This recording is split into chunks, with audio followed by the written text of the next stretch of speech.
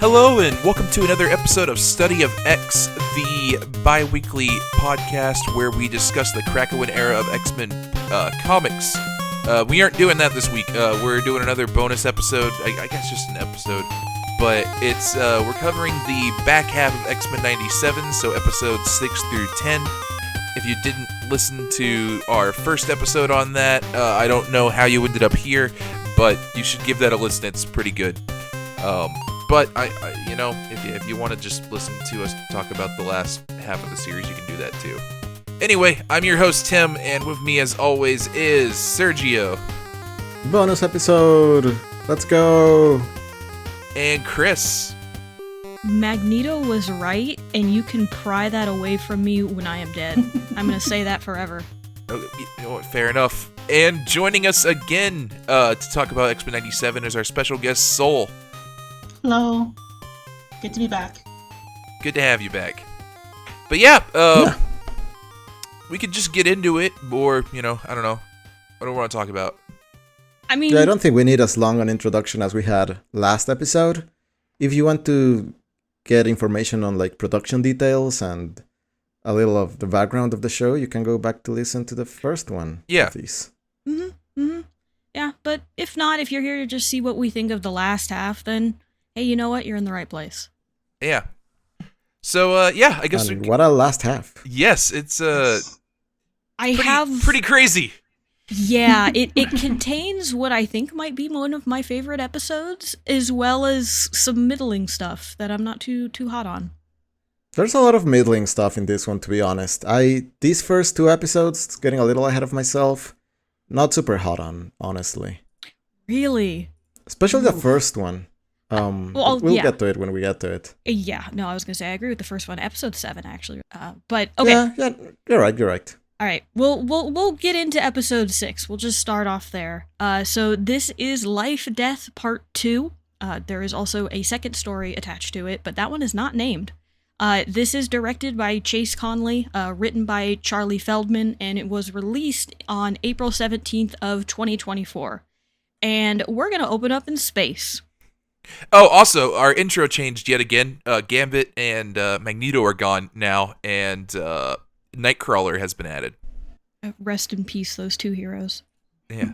It is different every time, isn't it? Yeah. Like the opening? Yes. Yeah. I like the addition of Nightcrawler here. I think that's kind of neat. He had shown up in the original 92 series, but never was actually, part of the cast.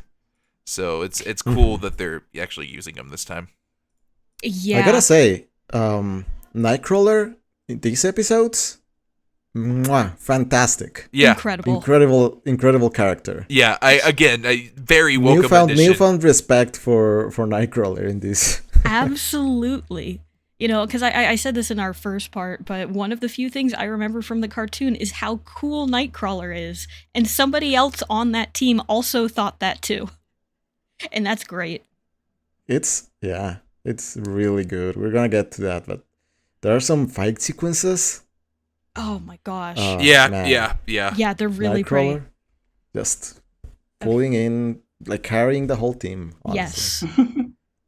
Yes. But first, before we get there, we do unfortunately have to talk about the fact that Professor Xavier is alive, and he's currently dating a bird queen in space. Yeah, do you remember... Not everything can be good. Do you remember New Mutants, Sergio? I do. Yeah, yes, yeah. This brought a lot of memories back. Yeah, it's Deathbird, it's Gladiator. It's Deathbird. Yep, all of that crew we saw in space are right here. Just to give some context, we're opening up in the middle of a fight between the Shi'ar and the Kree empires, which are two massive space empires. And this is where we find Professor Xavier coming to save his maybe wife from a bunch of evil Kree. Also, we get Ronan from Guardians of the Galaxy getting beat up in our opening scene. I thought that was kind of interesting. Mm-hmm. Yeah. There's a lot of, Marvel wider universe stuff showing up in these episodes. Yeah. Yeah. Gonna see Captain America, Hulk. Morph is gonna get a lot more creative about who he's going to morph into. Yeah, we are not just mutants anymore. Yeah. Yes. Yeah. Anyone and everyone. Yep. Yes, and I still keep thinking about the fact that he also gets the powers of the people he's morphing into, which is a crazy upgrade. Oh yeah. He turns into the Hulk later, and I think he's probably better than the Hulk by virtue of being able to just turn into the Hulk. Yeah. When they turn into the Hulk, they have negated his entire thing. Yeah. Morph too strong. Yeah. But yeah, we're opening up on the Bird Empire. They're a little racist. A little is almost underselling it. They're very racist. But you know what? Professor Xavier really, really likes Lilandra and really wants to be with her. Even if he feels guilty about leaving his entire family back on Earth, you know, the place that hates them, he can be in space. Yeah. So we've touched upon this a little bit already, but do we want to get into a little bit of who the Shi'ar are and why Xavier is here? Because before you do that, I just want to say I'm okay with a bunch of bird people being racist specifically towards Xavier. Yeah. Yes. Yeah. Yes. This is in fact okay. I have one note here for this entire episode, and it's just Xavier sucks. And that's all I wrote down. But so much. What is he doing here? Okay, well, let's get into it then. Yeah, so I believe in 92, this is kind of where he ends up after getting shot by Henry Gyrich, the bird people who... Because he's dating Lilandra, I believe. Like, they're just kind of having a thing. And she's and just like we could save him, but we got to take him to space. So, yeah, this is just where he is now. Yeah, I want to say Xavier does something for the Shi'ar. I can't remember exactly what he does. Soul, do you remember? I know you don't remember off the watched it. Okay. Yeah, I don't remember off the top of my head. I just remember I do not like this relationship, and I was like, oh great, it's back. Yeah. This is kind of something that's been established. I think there was I think this is straight up just taken from an arc in the comics where Xavier just ends up hanging with the Shi'ar for a long time while the rest of the X-Men are just kind of alone on Earth. Out. Yeah, and that leads to more things in the comics that I won't touch on because they might actually pull it for the show, especially given how quick the show is. This last half especially is very, very fast. And I know just from doing a lot of research with interviews and everything, once the show finished, a lot of people started talking about it, is they have a plan to at least keep going for another 3 to 4 seasons. So there's a lot of stuff in the comics they could touch on. They have the material. They might as well, yeah. Oh, yeah, absolutely. Yeah. But, we kind of learn as we go on. They have some kind of technology here that lets Xavier walk, but it's mostly just the armor he's in. He can't actually walk physically still. Mm-hmm.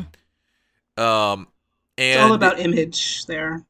They're having the so often future married couple talk where they're trying to figure out where they want to live and if he should forget about his home entirely. Yeah, all of those kids you raised and everything you started. Just leave it behind, maybe. Yeah. So this feels so wakeless to me. It does. Particularly because there's so little development in between the end of 92, everything that's being covered by 97, and at this point where they're trying to forge this new path together, ignoring the fact that Earth still exists. Does Xavier really think the state of the world as he left it was completely fixed? I mean, because that's the only justification I can think of for why he would want to start from scratch in this new world. And then once he gets a hold of some information about what's going on Earth, he suddenly remembers that the X-Men existed. Yeah, it's very odd because the last thing he would have done in X-Men 92 was have somebody attempt to assassinate him. So Yes. I feel like he wouldn't believe that everything was just good on Earth, but I don't know. Yeah. It's been a while since I've seen X-Men 92, to be fair, but I feel like that doesn't set the best tone. No, and it kind of leads into, especially with what he's going to talk about later, to Lilandra and the decision he has to make. It just really shows how very self-centered Professor Xavier is, which is a character trait of his, as we've learned, reading through the comics. But here it's almost turned up a little too high. And it's become almost like, okay, you don't have to go that far. This is almost a little too evil. It truly feels like he's in some sort of haze where he's forgotten about everything before he arrived here. Yes. You know what? They do say love can blind you. Maybe he's just so in love with this bird queen that he just doesn't think about his family. Yeah, they're good. They're fine. Meanwhile, back on the ranch, Storm and Forge are not doing well. Nope. They're fighting a crow demon lady, and Forge is now poisoned from her bite. Yeah, so we kind of left off on a cliffhanger last time we touched on the storyline, but Forge was poisoned by the adversary, which is a bird demon thing. Storm's trying to help. The adversary's just kind of tormenting them the entire time. Yep. Worth noting that there is a little tension here because beforehand it had been revealed that Forge had been responsible for developing that technology that eventually led to Storm's powers being negated. Yeah. Mm-hmm. So there's a little bit of that. The interesting tension here is Storm does want to help. Like, Storm wants to help Forge here, and you have the adversary that's kind of just being a demon in her ear here saying, why would you help him? Like, this is the person that did this to you. Don't you just want to be human? Don't worry about this stuff anymore. Like, you don't need to worry about your family. And it's very much just feels like, you know, it's just like kind of like the demon inside Storm almost telling her to do this. Yeah, this entire story really does feel like it's like learning self-confidence and to be comfortable with yourself kind of moment. It is the weakest, I think, out of this season is everything involving this bird demon. I get what they're going for, and I do like the resolution with Storm, but I do think it's the lowest point of the whole thing. Yeah, I think it falls a little flat, especially after Genosha, because I did like the first half of this story. But after Genosha, this is just like padding to eventually get her back in the team. Mm-hmm. Mm-hmm. This feels like a breather episode, almost, after Genosha. It's like, okay, we just hit you with some pretty big emotional weight, and they're still kind of doing that here with Storm and Xavier, just trying to hit some emotional beats, but it does feel like it's trying to give you like a little bit of a breather after Genosha. I don't know if I'd call it a breather, though, because it's like, it is pretty heavy, some of the stuff they are trying to tackle. The Storm. But I get what you're saying. It's more like moving some pieces around, I guess, like positioning pieces in place for the finale. Yeah. Yeah. Yeah, I wonder if it would have been stronger if they had just kept the two parts together and then just done something separate with Xavier. Yeah, I do feel like you kind of had to set this after Genosha because it feels like their big calling point for both of them is learning about it. But yeah, it does feel odd placed here. But if you would move like the first half to this episode. If you just moved it over. Yeah. Yeah, I think something's missing with it being broken up in such a way, and then like being also like having like Xavier suddenly show up, so you're not even really like fully focused on the whole Storm arc. Yeah. But yeah, Forge wakes up and does some Doctor Strange looking magic and warps the adversary off and tells Storm about a magic cactus that she's gonna go. Yeah. Also, shout outs to Doctor Strange magic. I absolutely love the way it looks, so I'm actually pretty happy that that's here. Yeah, I agree. I think that looks pretty cool. It's one of the coolest looking sequences in this episode, I think. Mm-hmm. But yeah, they have that little quest that Storm now has to go on. She doesn't really want to go alone because, one, she doesn't have powers, and two, Forge is very much dying. Yeah. So, but hey, we'll talk about that later because we need to go talk about space politics. Yeah. So, most of the Shi'ar don't seem too pleased that Lilandra wants to marry a Terran, especially Deathbird, who, in fact, invokes the right of M'Dasha, which basically challenges Xavier to purge all of his memories of Earth to prove that he's loyal to the Shi'ar, which is going to kick off basically the rest of this confrontation for the rest of the episode. Yeah, and to be clear, apparently this can be anything. It doesn't necessarily have to be erase your memories, but it's a challenge of Deathbird's choosing, and gotta erase his memories. Was Xavier aware that this was her challenge? Because he feels pretty confident that he's going to do it.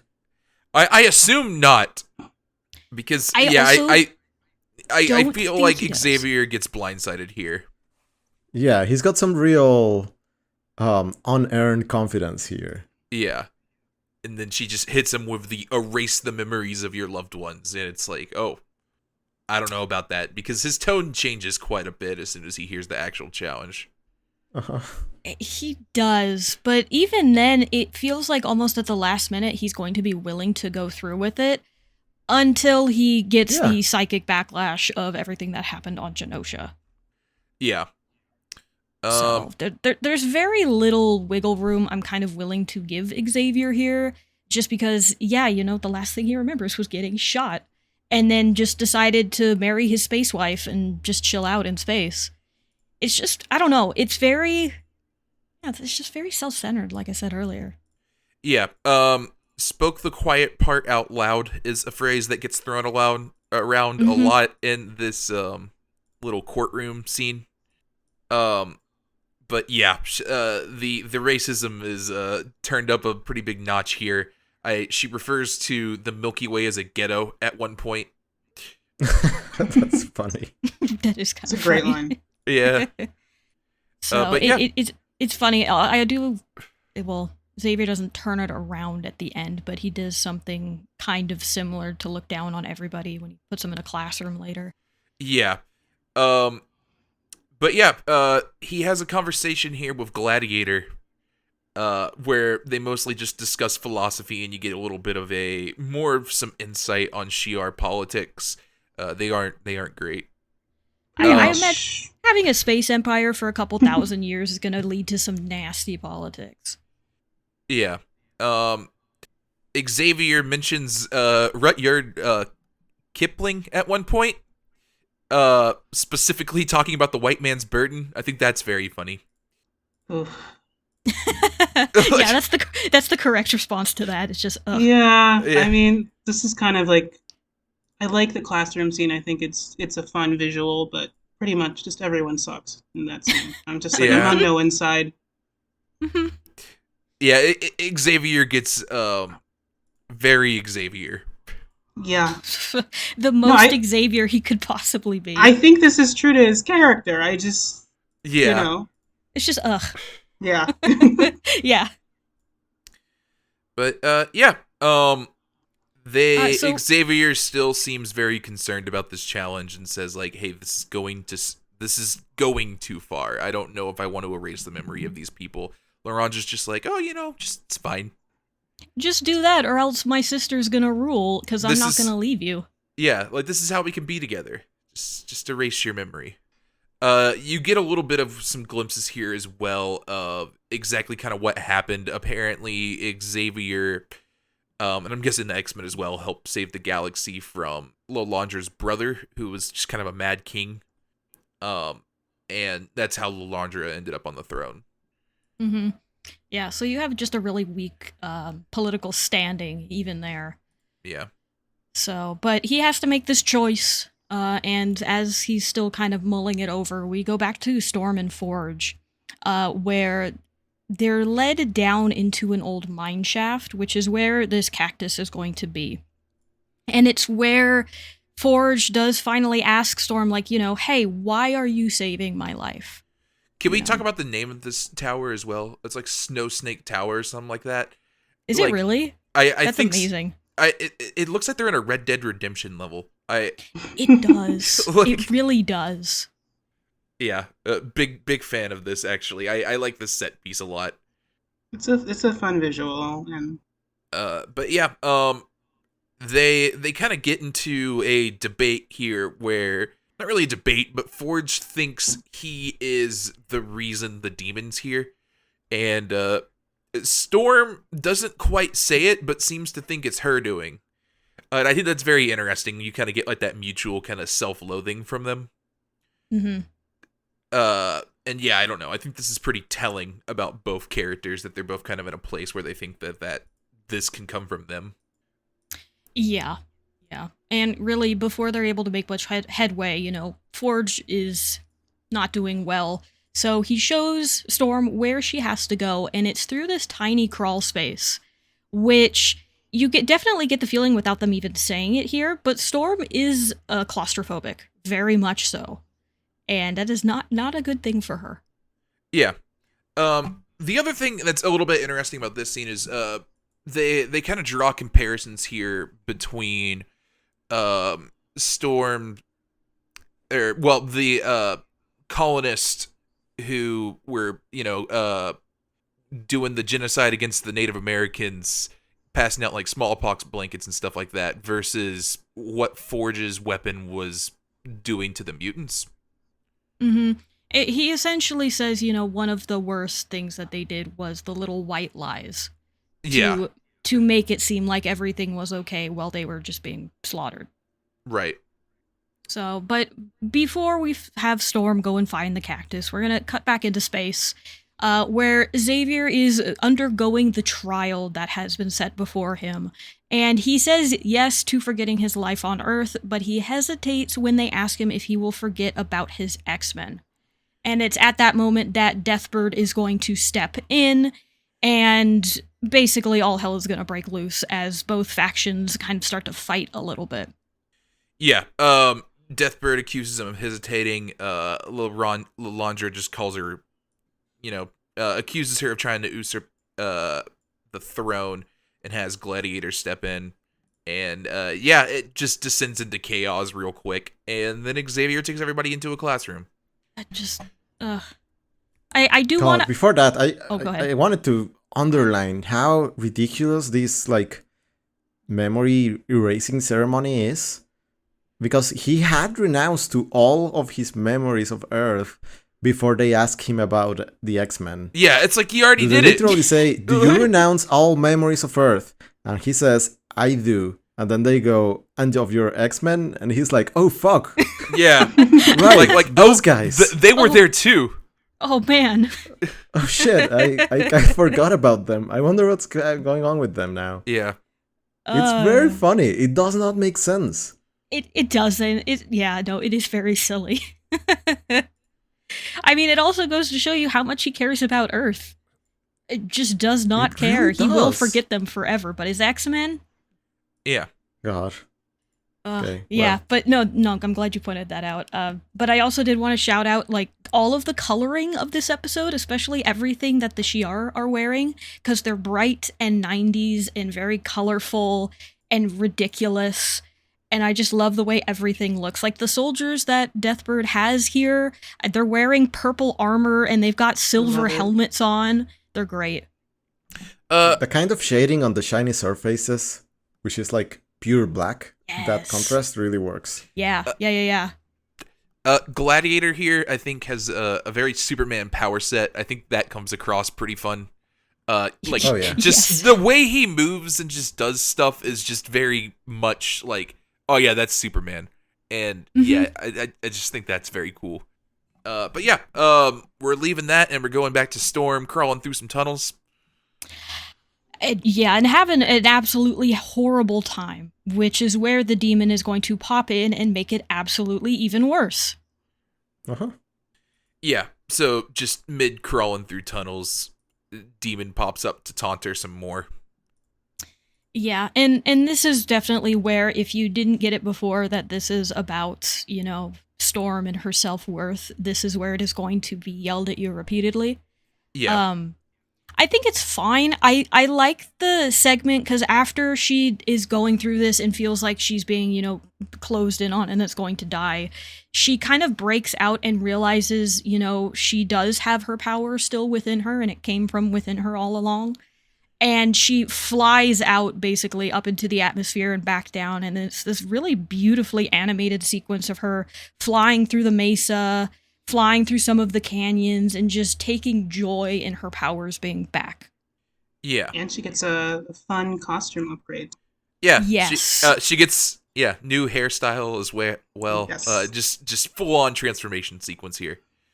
Yeah, no, not quite a magical girl transformation, but she's got her black and yellow suit. She's got her like headband on. Beautiful. Yeah.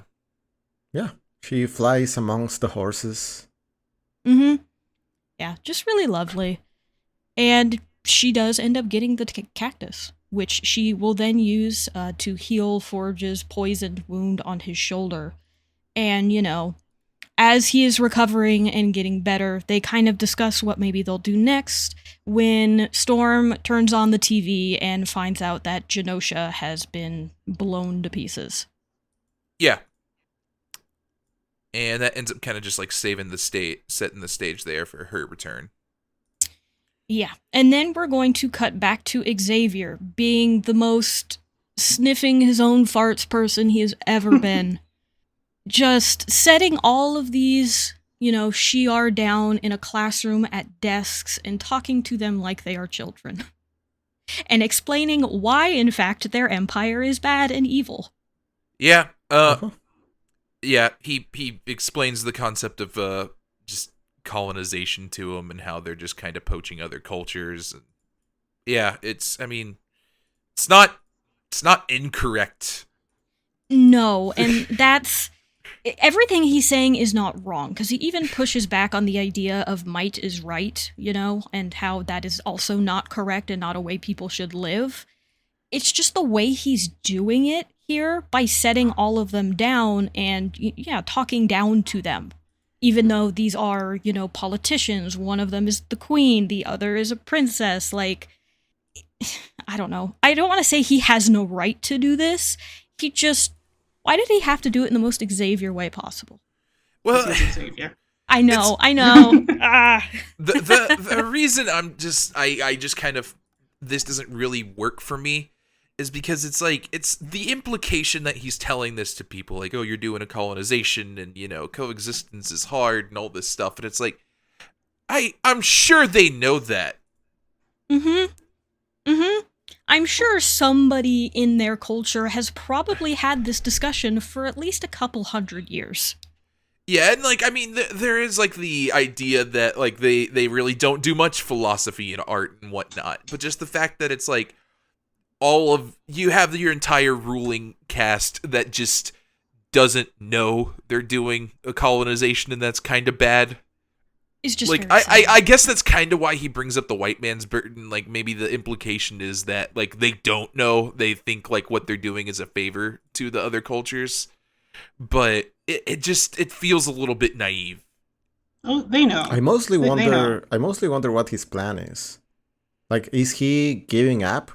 Has he given up by now, or does he think he's actually convincing them into some sort of coexistence solution in which they allow him to be that's what I think Xavier thinks he's doing, because I feel like that's very Xavier, that he can just throw everybody in a classroom, tell them about colonization, and they'll be like, yeah, that you make some good points. Yeah. Be our emperor? Yeah. I don't know if he's really trying to win. I think he's almost trying to shame them and teach them a lesson. Have that moral high ground. I don't know if he necessarily even cares about winning at that point. Yeah. But yeah. I mean, they're aware of their hypocrisy. Deathbird is technically a mutation. That's why she looks different than the others. She's technically a mutant, but they're aware. Mm-hmm. Oh, I think we brushed past a little bit, but there is one point where somebody points out that Xavier is a lower caste on Earth, technically, because he's a mutant. But so is Deathbird. You're just yeah. Deathbird's, I believe she is the older sister. She should inherit, but she can't. She is. It's because if she has weaker genes. Yeah. So they're the same. Yeah. So it's messy. It's extremely messy, and I think the sequence that does get Xavier to finally be like, oh, I do like my X-Men more than my bird wife, is when the really cool sequence comes in of a giant Gambit turning into a skeleton and just rows of the dead show up before him.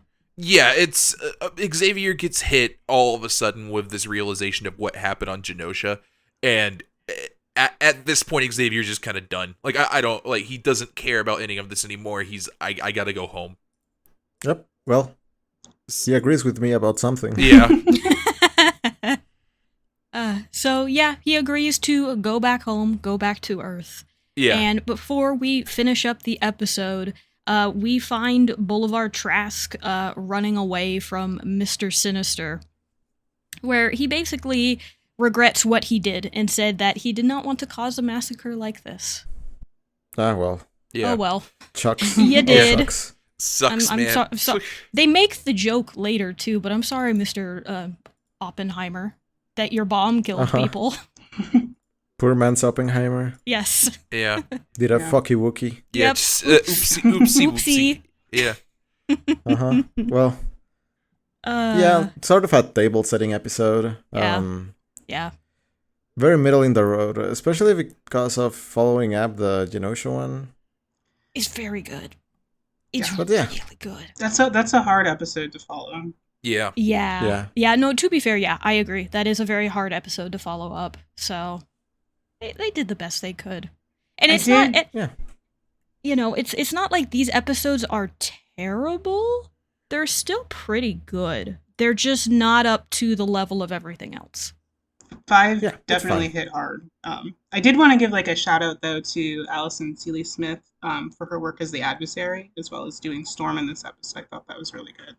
Oh, she did wow. both? I didn't realize that was both of them. That's really cool. Yeah, Yeah. she did both roles, and I thought that was really. That's really cool. Yeah, no, she did fantastic. Yeah. I really came to love the voice work for most of the characters in this show. Even though I was a little apprehensive at the beginning, especially with some of the thicker accents. Yeah, But I do end up agree. liking most of them. Yeah, I think at the beginning, like, one of the ones I was most skeptical on was Rogue and Storm, and I think I came around to both of them as the series went on. Yeah. Yeah, same. And actually, this is a good time to ask, did any of you watch the behind-the-scenes assembled episode that they did? It came out last week, I believe. Oh, I did not. I meant to, and then I ran out of time. So. I actually finished this show earlier today, so that's my excuse. Okay. And Tim, did you get a chance to watch it? I did not. Did you? I did. Okay. So I won't go that much into it, but they kind of skip a lot of the writing parts of it. I imagine because Bodemayo is not there anymore. But it does heavily focus on the voice actors, especially the older cast that came back. I'm really excited to see that then, because I'm interested in their thoughts and them talking about coming back. Yeah, it was really interesting actually to get their thoughts on a lot of things, as well as stories. You know, when they first did it. We'll go on to episode 7, but out of the original cast, the only person who could guess what the show was when they were doing their first reading of it was the voice actor for Beast. They were all reading the script, and then he's like, "Oh, this is the X-Men, isn't it? I love that comic book." And everybody else just had no idea. Oh, wow. It's interesting. That's fun. Yeah. It's really funny how that was a big selling point for the show, even though I don't think it necessarily needs it, because the writing is pretty solid. But getting all of the cast together, which is neat, that can be wrong, has been like leveraged a lot in like media and articles around it, which I find interesting. Yeah, I also find that really interesting, you know, because I agree. I don't think it totally needed it. It was nice that it happened. And even then, I think the new cast members that they brought in to either replace old characters or fill in for them if, you know, some of them had already passed away, I think they do a fantastic job. Yeah. Yeah. Yeah, absolutely. So, But, yeah, should we move on to episode 7? yeah, we will jump into episode 7, Bright Eyes.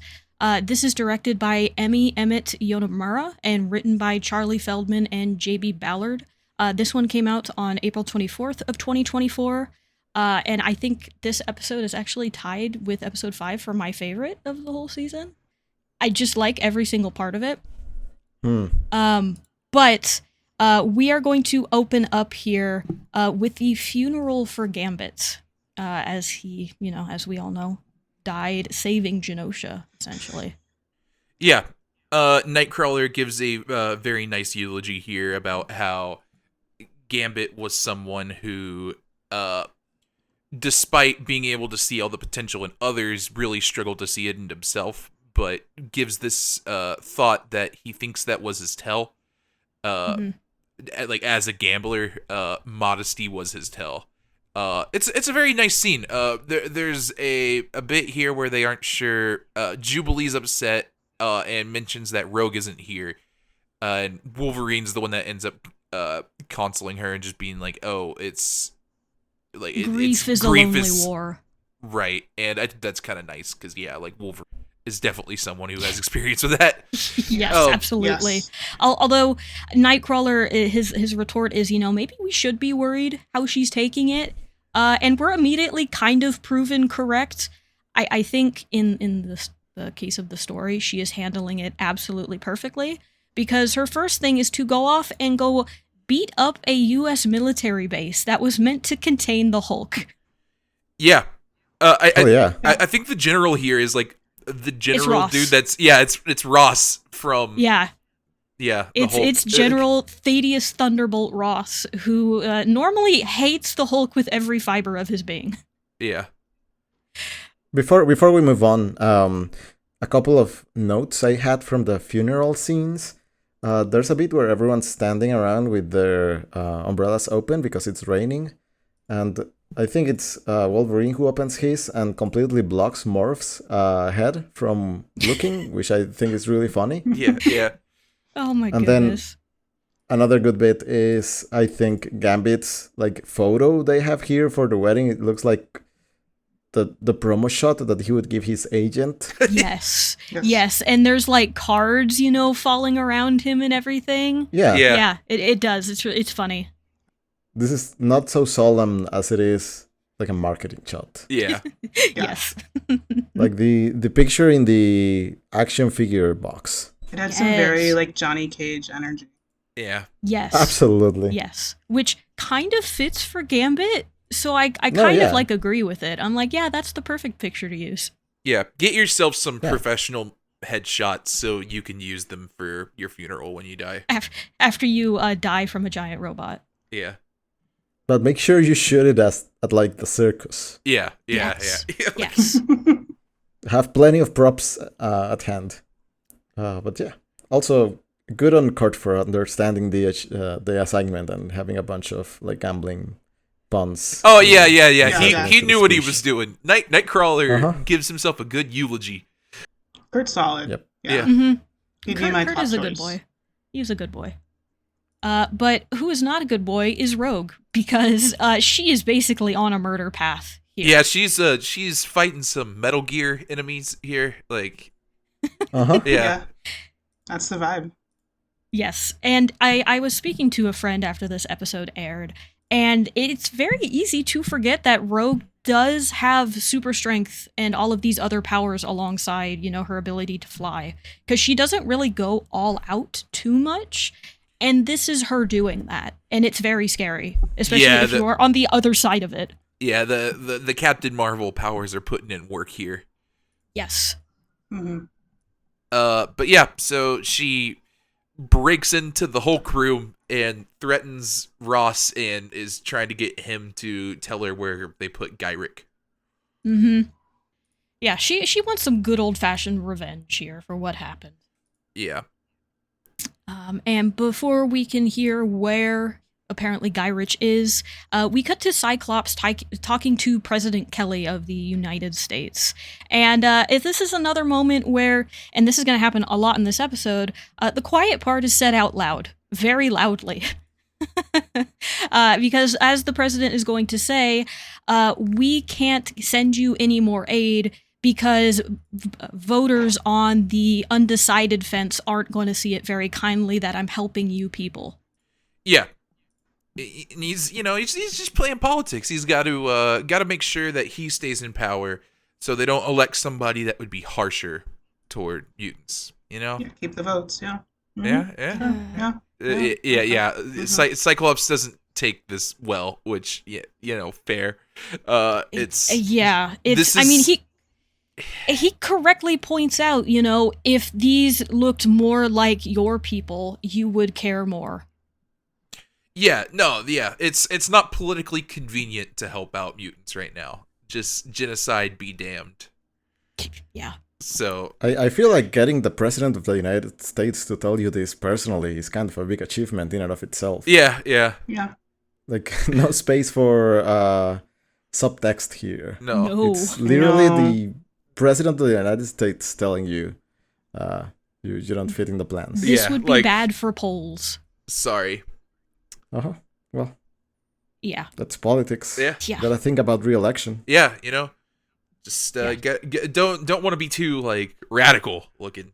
Oh, can't be saving Yeah, lives here. That's yeah, a yeah. little oof. That's Yeah, too yeah. much. Yeah, this is a little bit of a hedge issue for some. Gotta be careful here. And this is what I like the most about this episode, because the tone of this episode is like subtle anger, essentially, from the mutant side, because they are the victims of this tragedy and everything that happened and the thousands that were murdered. And still everyone around them is just going, well, if you were nicer, maybe it wouldn't have happened. Yeah. Shucks. Maybe a little less mutant. Yeah, be a little less mutant, be a little less outward about it, and maybe you'll be okay. Yeah. So we decide to go to Genosha and help out. So we take all the X-Men to go there. They land. Beast immediately starts quoting Mr. Rogers. Which, I am gonna say, as cheesy as that might seem, I feel like that's pretty common in folks around my age range, or I guess I should say millennials. Because I hear that quote a lot whenever some sort of real tragedy happens. Is people will be like, well, look for the helpers, look for the positives in the moment and everything to help you get through it. It's accurate. I mean, that's the best way I could put it, is that it's very accurate to the target audience for this, which, as we kind of discussed in part 1, are people that grew up with this show. So you're probably going to be in the millennial camp. Yeah. And yeah, if they're looking at that group and saying this, they nailed it. I mean, in the behind the scenes, you kind of see a little bit more of the people working on it, and they're all in their, mid 30s to late 20s. So they knew exactly what they were doing and what they were tapping into. Yeah. I still find it very corny, but that's just no, Beast. absolutely. It absolutely is, but I've had it happen to me several times in real life, and so I see this and I'm like, yeah, it's corny, but I resonate with it. Yeah. Sometimes you need corny. Yeah, especially when you're in the middle of a massive disaster zone. Yeah. Which- Beast's quotes in this episode, I think, are very funny in general. We'll talk about it a little bit more, but he drops a Martin Luther King quote later. Yes, he does. He does. And, But also, I the only key thing to note here is that a survivor has not been found in Genosha for a week. Yeah. So that is an important piece to know about this. So far, the last thing they've been really finding is a lot of bodies. Yeah. And also, Trish shows up. Mm-hmm. Beast's reporter crush. Yeah, who may or may not be a crush after this. We'll see. It's unclear. Yeah. But yeah, Rogue shows up to a cabin in the winter, and Captain America's here. Yes, Yay. America's top cop. She says that with such derision. I love it. Yeah, so no, good. Rogue goes after his ass here. It's Good. it's Good. brutal. Go off. Yeah, Uh-huh. yeah. As It's As a fan of Captain America, this scene made me turn on him very quickly. I was like, you know what, Rogue, you're right. I'm yeah. You're actually 100%. Captain America's just being he is being a cop here, Yeah. but He is being extremely American here. yeah. So he shows up, and it seems he's kind of like, hey, let's team up, let's go down here, let's do this Yeah. whole thing. We all saw what happened in Genosha, and our hearts are bleeding for you. So I Yeah. went out to look for Guy Rich. I found this secret lair, and it seems that he got moved to Mexico for some reason. And I'm willing to go help you, but Yeah. we need to wait so I can get permission to do so. Yeah. Thoughts and prayers. Yeah, Lots well, of prayers. Just we gotta go through the proper channels here. Yeah. Can't just break into another country wearing the stars and stripes. We can't do that. Yeah. But yeah, Rogue is like, no, we gotta do this now. Like they will move him if we don't do this now. Like if they get wind of us, and Cap's like, no, we can't just go in there busting heads. That'll send a message. It's not a good one. And Rogue says, I guess you won't need this, and flies out of the little base they're in and throws his shield and flies off. It's great. Yeah, throws it into the mountains somewhere. Yeah. Go find it. Uh-huh. Yeah, it's great. I love this everything basically with this whole episode with Rogue is perfect. Yeah. And yeah, this one yeah. especially. It was cool to see Captain America in his cartoon getup. You know, he looks great. Boy, he's yeah, it's not a good look. No. It's not a good showing for our boy in blue. Yeah. We go back to Genosha here, where Sunspot and Jubilee are having a conversation that's basically just the coming out to your parents conversation. Yeah, but with a little bit more of an addition to it, which I'm not sure if that is kind of how conversations or at least thoughts go now. I mean, I'm pretty open about being gay, but I came out to my parents years ago. And what Jubilee mentions here is, well, you don't want your parents to realize who you are on the 5 o'clock news after you've been murdered. Yeah. And that is a really heavy and tough thing to think about. Yeah. You know? Yes. And, you know, again, mentioned it in the first part, but Bo DeMaio, you know, is very open about saying he was thinking about the Pulse nightclub shooting when writing all of this stuff. That was absolutely on his mind when it came to this scene. I'm sure of it. Yeah. Yeah, that's what came to mind. Those words he said in those interviews, definitely.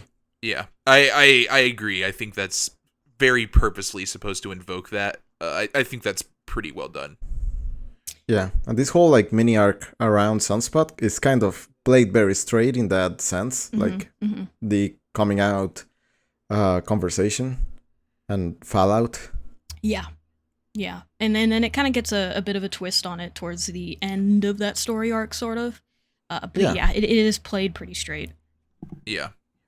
But yeah, Beast is hanging out with Trish at this little kind of candlelight for some of the mutants that were killed.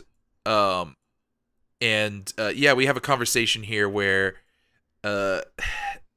Trish is not doing well. She is the pearl-clutching suburban mom being, well, if you guys didn't go break windows and be destructive on the streets, then this would not have happened to you. Yeah. If you listened, the police would not beat you. And we get one of the more... I think this is the most interesting Beast has been in the entire show. When he's just like, yeah, you know what? Maybe we are making a mistake on begging for your tolerance. Mm-hmm. And, like, I'm not really interested in doing that anymore. And just kind of tells her off and walks off. Yeah, especially in front of a memorial vigil for the dead. Yeah, you get, like, Callisto and Little Leech in there. Like, it hits pretty hard. Yeah. Yeah. Yeah, no, I agree. Beast has just kind of been here. He's just been like a fun grandpa. But I agree. I think this is his most interesting in the entire season. And a very interesting quote there for, you know, maybe we should not have been begging for your tolerance. It's something I had an issue with it at first, but then I kind of rewatched everything before we recorded this. The show presents a lot of questions and topics and ideas to you, but it doesn't answer them. It kind of gives you a way to handle them, especially toward the latter half of the rest of this season. But it'll bring up, you know, this idea of, you know, should we beg for your tolerance? Should we, you know, try Xavier's dream? Should we try Magneto's idea? And all of these different things. And it's not going to give you one correct answer. It's just kind of going to present them there and leave you to figure it out. Yeah, and I think that's a good call on the show's part. I think when you're bringing up real issues like this, especially when there's such a big part of, like, struggles today, saying that you have a solution to this can oftentimes be a little bit naive and pretentious. Yeah. So I think just like looking at it and being like, yeah, we don't really have an answer. This is just kind of how things are, is I think one of the smarter ways to handle it. I do think it works better in some instances than others, and we'll get into that later. But yeah, I can understand why people will be frustrated about the show not offering any answers or not having a vision for what the future is. And this is something that I criticize a lot in Krakoa as well, in our main episodes. So some things I can see why they wouldn't be answered, because, you might want to tell people to think for themselves and kind of mull it over. And some things, especially because of the nature of the show, where it is so clearly black and white in terms of who's supposed to be the voice of reason or who's supposed to be right, that unwillingness to accept a solution or to find a concrete thing, and that ambivalence, I don't buy it usually. Again, because of like how there are some characters that are supposed to be correct, and the positions that they take feel like they are advocating for centrism or preserving the status quo instead of like opening the space for something new to arise. I agree with you there fully, and I think we're gonna be on the same page, but that takes shape in these last 3 episodes that we're gonna get to. Yeah. And yeah, sometimes no answer is in itself an answer. Yeah. So, but we will get there. Either way, really, really nice scene that we have here with Beast and Trish. And now we're gonna go back to see who Rogue is beating up next. And this time she's in Mexico beating up Henry Gyrich to figure out where Bolivar Trask is. Yeah, it doesn't end up being as important as I thought it was going to be, but there's a little bit here where she's wondering what OCT means, which is kind of a classified project, I believe, that is what she learned from Captain America too. Yeah, it's the little symbol thing she saw in the base, but yeah, so she's trying to figure out what that is. Starts threatening Henry, who just immediately opens up the conversation saying he doesn't know where Bolivar Trask is. And Rogue, to just, figure out what this all is, just uses her, like, powers. Yeah. Just fully with both hands. Yeah, just puts hands around this man's face and just takes the memories by force. But something knocks her out, and you get a brief flash of somebody's face as well as the outline of Nimrod, which is a Sentinel that has not been in this season, but he's typically a villain and has been in X-Men 92. Yeah, we are very familiar with Nimrod here on this podcast. Yeah, he's a pretty major part of the Krakoa era so far. But yeah, back on Genosha, Jean's having a hard time. Go ahead. I have thoughts about this scene and where it turns to, but go ahead. Yeah, so it's mostly just she's kind of struggling here with being in a place with this much death, and like it's just not fun for her psychic powers.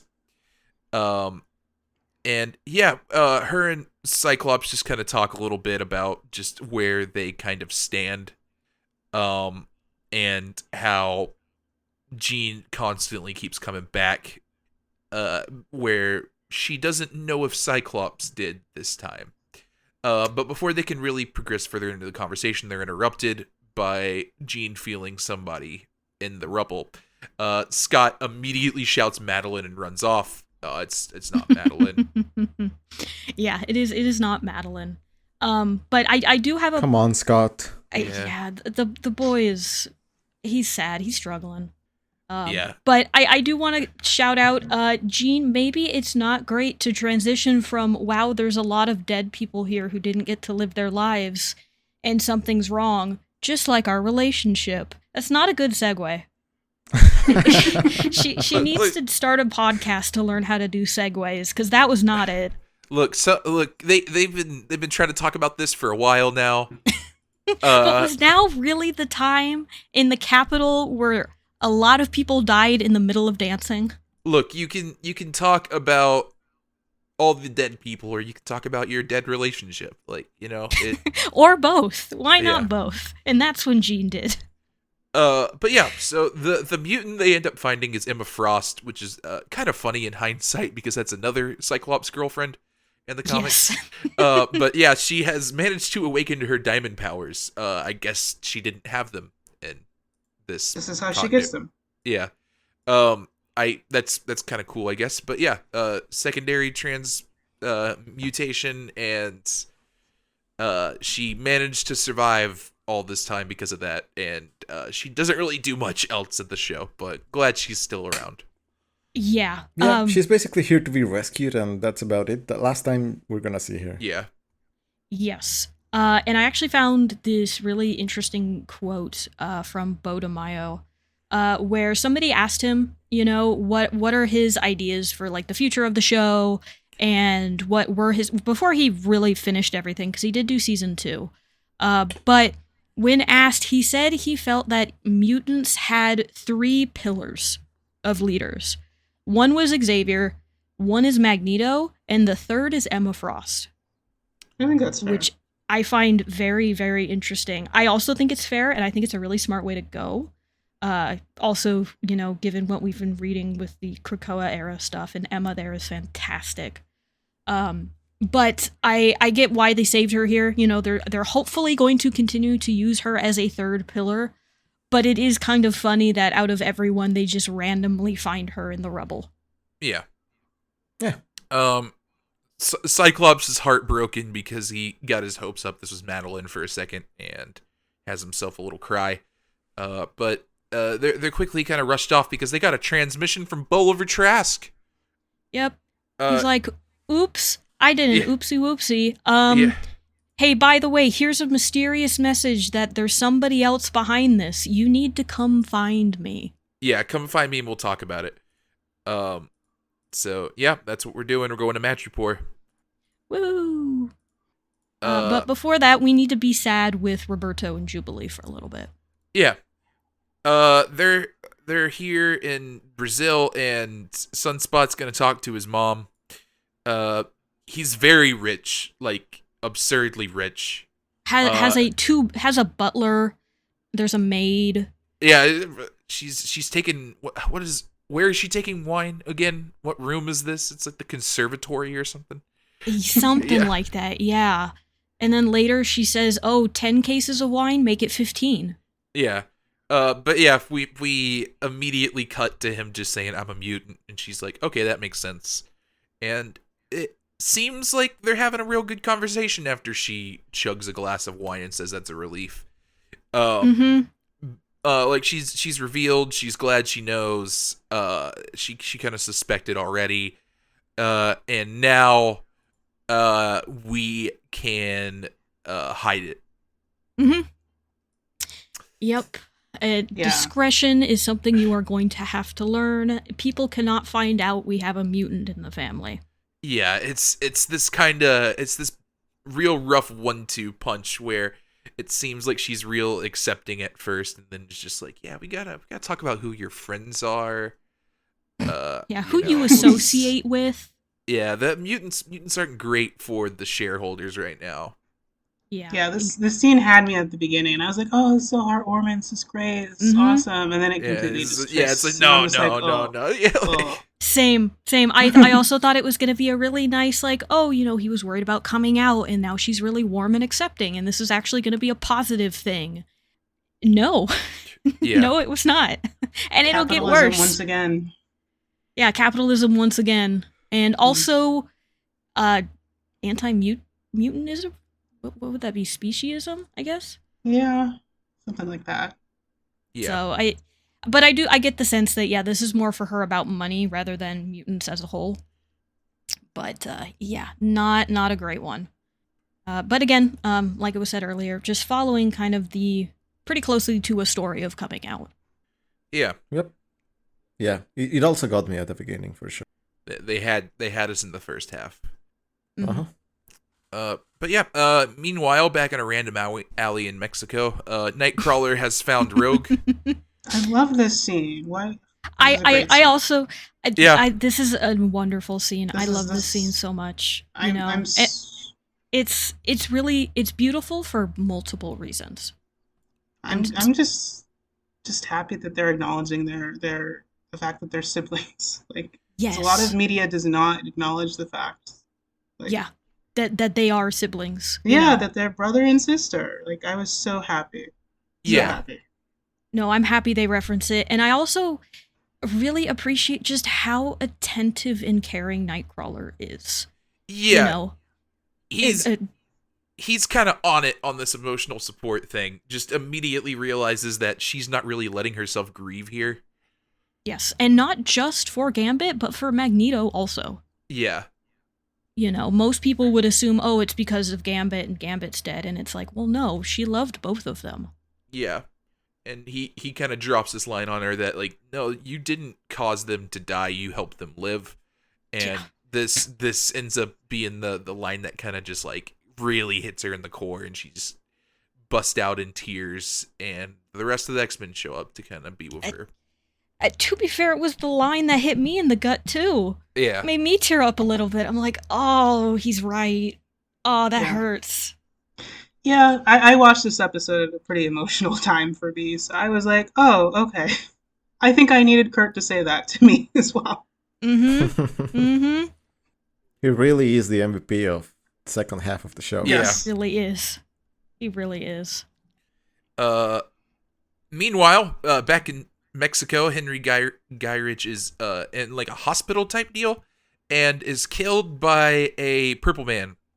Yes, vaguely purple man. Don't think bright purple. Think like, oh, something's wrong with you and your skin is lightly purple. Yeah. Subtitles tell me this is Bastion. Mm-hmm. The Yes. show will also tell me that later as well. And yeah, it's not like someone's killing Henry because he's Henry. Well, I mean, that is what it is, but it's implied this is the person Henry's working. Yes, and Henry moved a little bit too quickly for his liking, so now the loose end needs to be wrapped up. Yeah. So Henry is now out of the picture, and What do we know about Bastion? I have a little bit, but I am curious if anybody else knew him before this, because he was in the comics. I knew absolutely nothing about this guy. No, I didn't really either. This is not a huge comic character, actually, is from what I've gathered. Kinda, sorta. Like, I knew a little bit, but not a whole lot. Sergio, you didn't know any surprising deep lore about Bastion, did you? No. I Okay. am Can't say I pretty did. sure this character was not in the original 92 series either. I don't think so. He makes a reference by saying, you know, Sinister essentially at one point tells him, oh, all of you villains have failed. What makes you think you're different? And I feel like that's implied Bastion had existed before this, but I never found anything. So it might have just been like a royal, you know, you. I mean, Yeah. he wasn't in the original series. Yeah, I felt like he was more talking to Sinister and saying, like, we'll get into that more, but how I took that was he's trying to take lessons from them. Like, now he knows what not to do because people like Sinister have failed so much. Okay. Yeah, that would make more sense. So just a little bit about this guy. He first appeared in Uncanny X-Men number 333 in 1996. We are going to learn his history pretty soon, so I'm not going to cover too much of it. All you need to know is that he's fairly close to how he was in the comics, except for two things. One, he was turned, air quotes, human via the Siege Perilous, which is an item held in Otherworld at the Starlight Citadel. So we are currently... Oh god. Yes. Saturnine may or may not have been a part of that. The Siege Perilous is... It's old. That's weird, too. It does some freaky stuff. Yeah, it's like a multi-dimensional portal is how Yeah. it works in the comics, but also just a little differently. It kind of changes depending on where it shows up.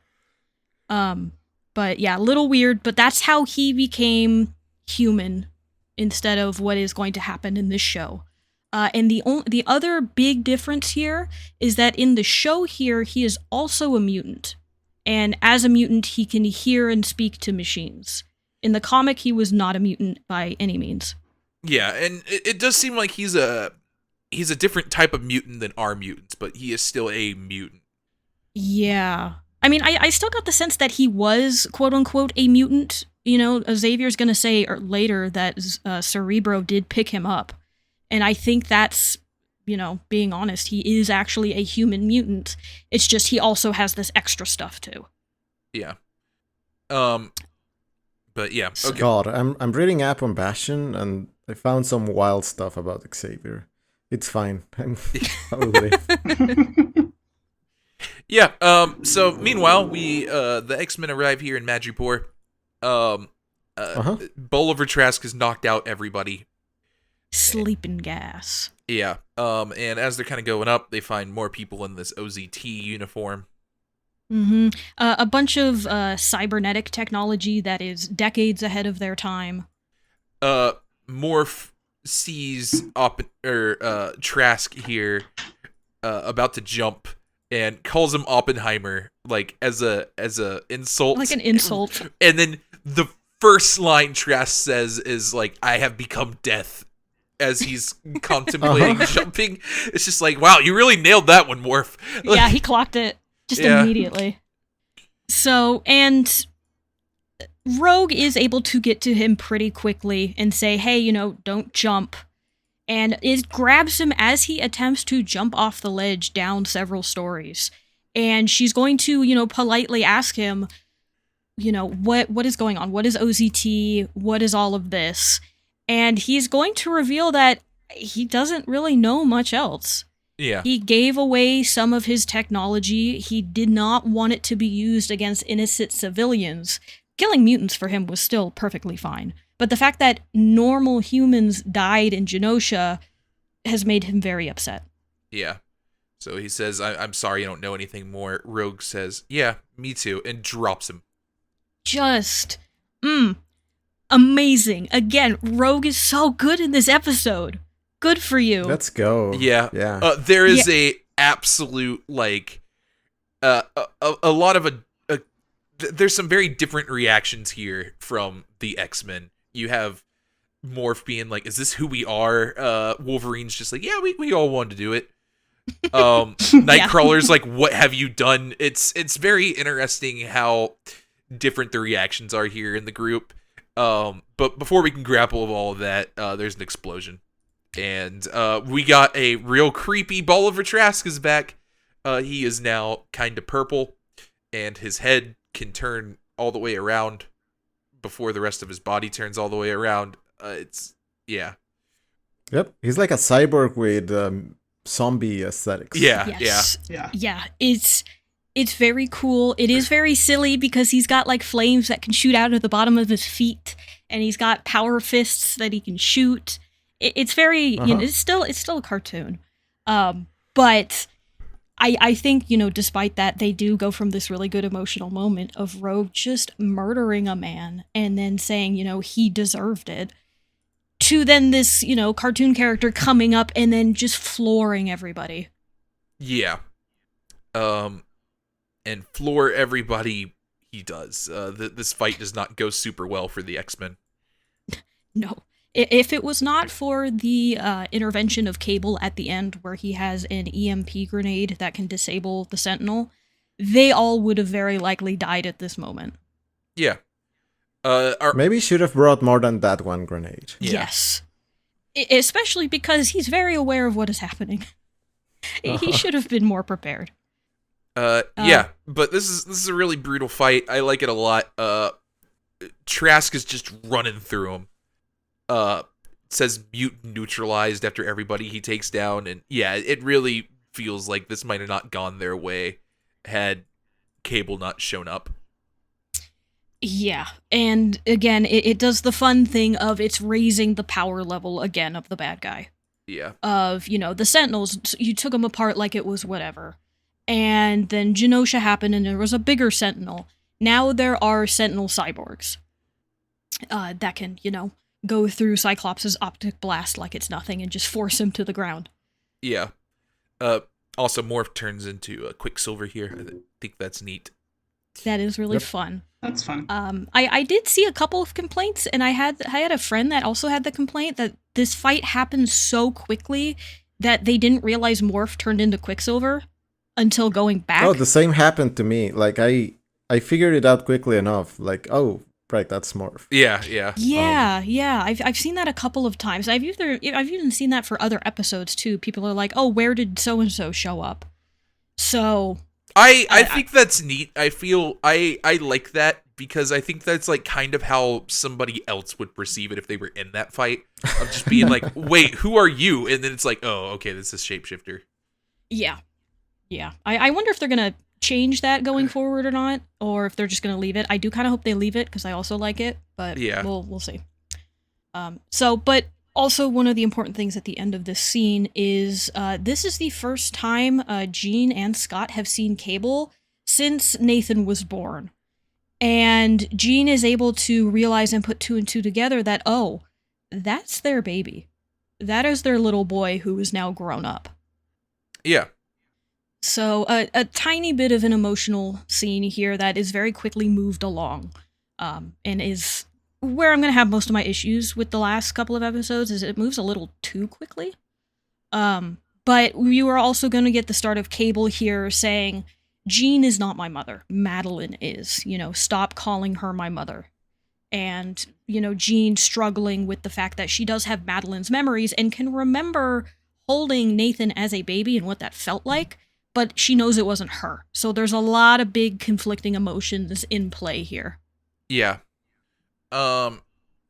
So after this, we get a scene of Bastion talking to Sinister and Sinister's a little bit upset that Bastion just went kind of over his head here and did the Trask thing early. Yeah, and, he knows how the X-Men can adapt, because that's almost their whole thing. Yeah. But Bastion does have another card up his sleeve. He was able to fix a long-distance communication device, and now has the broadcast of Professor Xavier saying he is going to marry Queen Lilandra and stay with the Shi'ar Empire. Yeah, so they know that Xavier isn't dead. And then we get another scene here of Bastion showing up to just a place somewhere. Throws on the Flying Purple Eater song, which seems to be kind of his thing. And he gives a shave to a prisoner he has in the chair. It's Magneto. He's not dead. Surprise! He's alive. Do I miss an explanation about how he survived? Nope. No. Mm-hmm. He's just good. Hey, remember how I said this is going a little too fast? This is one of those moments, because later Magneto is going to say, I watched Leech's eyes evaporate from his skull. Yeah. And I'm like, okay, in between that moment and him saving Magneto, how did Bastion do that? What happened? Yeah, I was just about to say the leash thing. Yeah. Why are we in a barber shop? Like, it's weird. Yeah, I don't know. I don't really get it. There's going to be a lot of weird plot holes in these last three. That is one of the bigger ones, I feel, and then there's another one later on. But not really explaining why Magneto is alive. Not great. I do like what he does now that he is alive, but there's also almost a small part of me that kind of wishes he'd stayed dead a little while longer. Yeah. I wish he'd survived in a different way. And this doesn't end up doing much. Because he eventually escapes, so it's kind of a moot point. So I don't know why this happens like this. Yeah, it's odd. We talked about this a little bit around when episode 5 happened. We were talking about Sergio, where we were. The thing I remember you saying was, I think Gambit's dead, but I wouldn't be surprised if Magneto was alive still. And yeah, I think it was set up in a way where it makes sense for Magneto to not be dead there. But yeah, it's odd that we just don't see the body. It's very odd that it's just, oh, okay, he's alive, and there's very little. I don't. It feels like we missed a step. Yeah. Yeah. It feels very disjointed. It's not think, surprising. I think I know what you're talking about as well, Chris, when you mentioned there's another part that feels kind of a little bit rushed, but we'll get to that later. I do think the emotional beats still mostly work, but yeah, there's definitely some. Wait, hold up, what's going on? Yeah, and Yeah. despite this, with Magneto being alive, and I also felt when this came out, the Bastion reveal, he was revealed as if you should know who he is, and I kind of sat there at the end of the episode just going like, who is this guy? Who are you? Yeah. And, I was watching these then as they came out, so I had to wait another week. But after he showed up, I talked to a friend. I was like, was I supposed to know who that was? And he's like, well, no, but it's so-and-so. Yeah. So it was a That's little funny. weird. I'm always like this. I'm always You're like, thinking, Yeah, like, who? oh, that's probably just someone everyone knows, but I don't. Yeah. Yeah, we that's just all had the Sergio experience this time. Yep. Yeah. That's how it is. Yeah, no, we definitely did. But, like I said, despite that, I think this is my favorite episode besides episode 5. Interesting. It hits a lot of points that I've either experienced myself or have seen, and the fact that a lot of the quiet parts are just straight up said out loud, whether it's by the president or Captain America, Rogue going off and just being absolutely incredible, and then you have the scene in Mexico with Rogue and Nightcrawler. Just everything about it is really, really nice. It's very accurate. There's no other way for me to put that. It just feels like it's tapping into something that a large amount of people have gone through throughout their lives and just distilled it in a really good way and still had a good story. I would agree with that. I would probably put this in my top 3. Yeah, I can say it. Especially, I think it's the one that I have the least problems with out of this last batch. Okay, yeah. This last batch is interesting. I'm still not too sure how I feel about it, so we'll go through it. Yeah. Before we move on, I always find it funny when a bad guy calls themselves a villain. Yeah. Just like, I'm not doing this for good reasons. I'm just bad. Mr. Sinister saying it makes sense.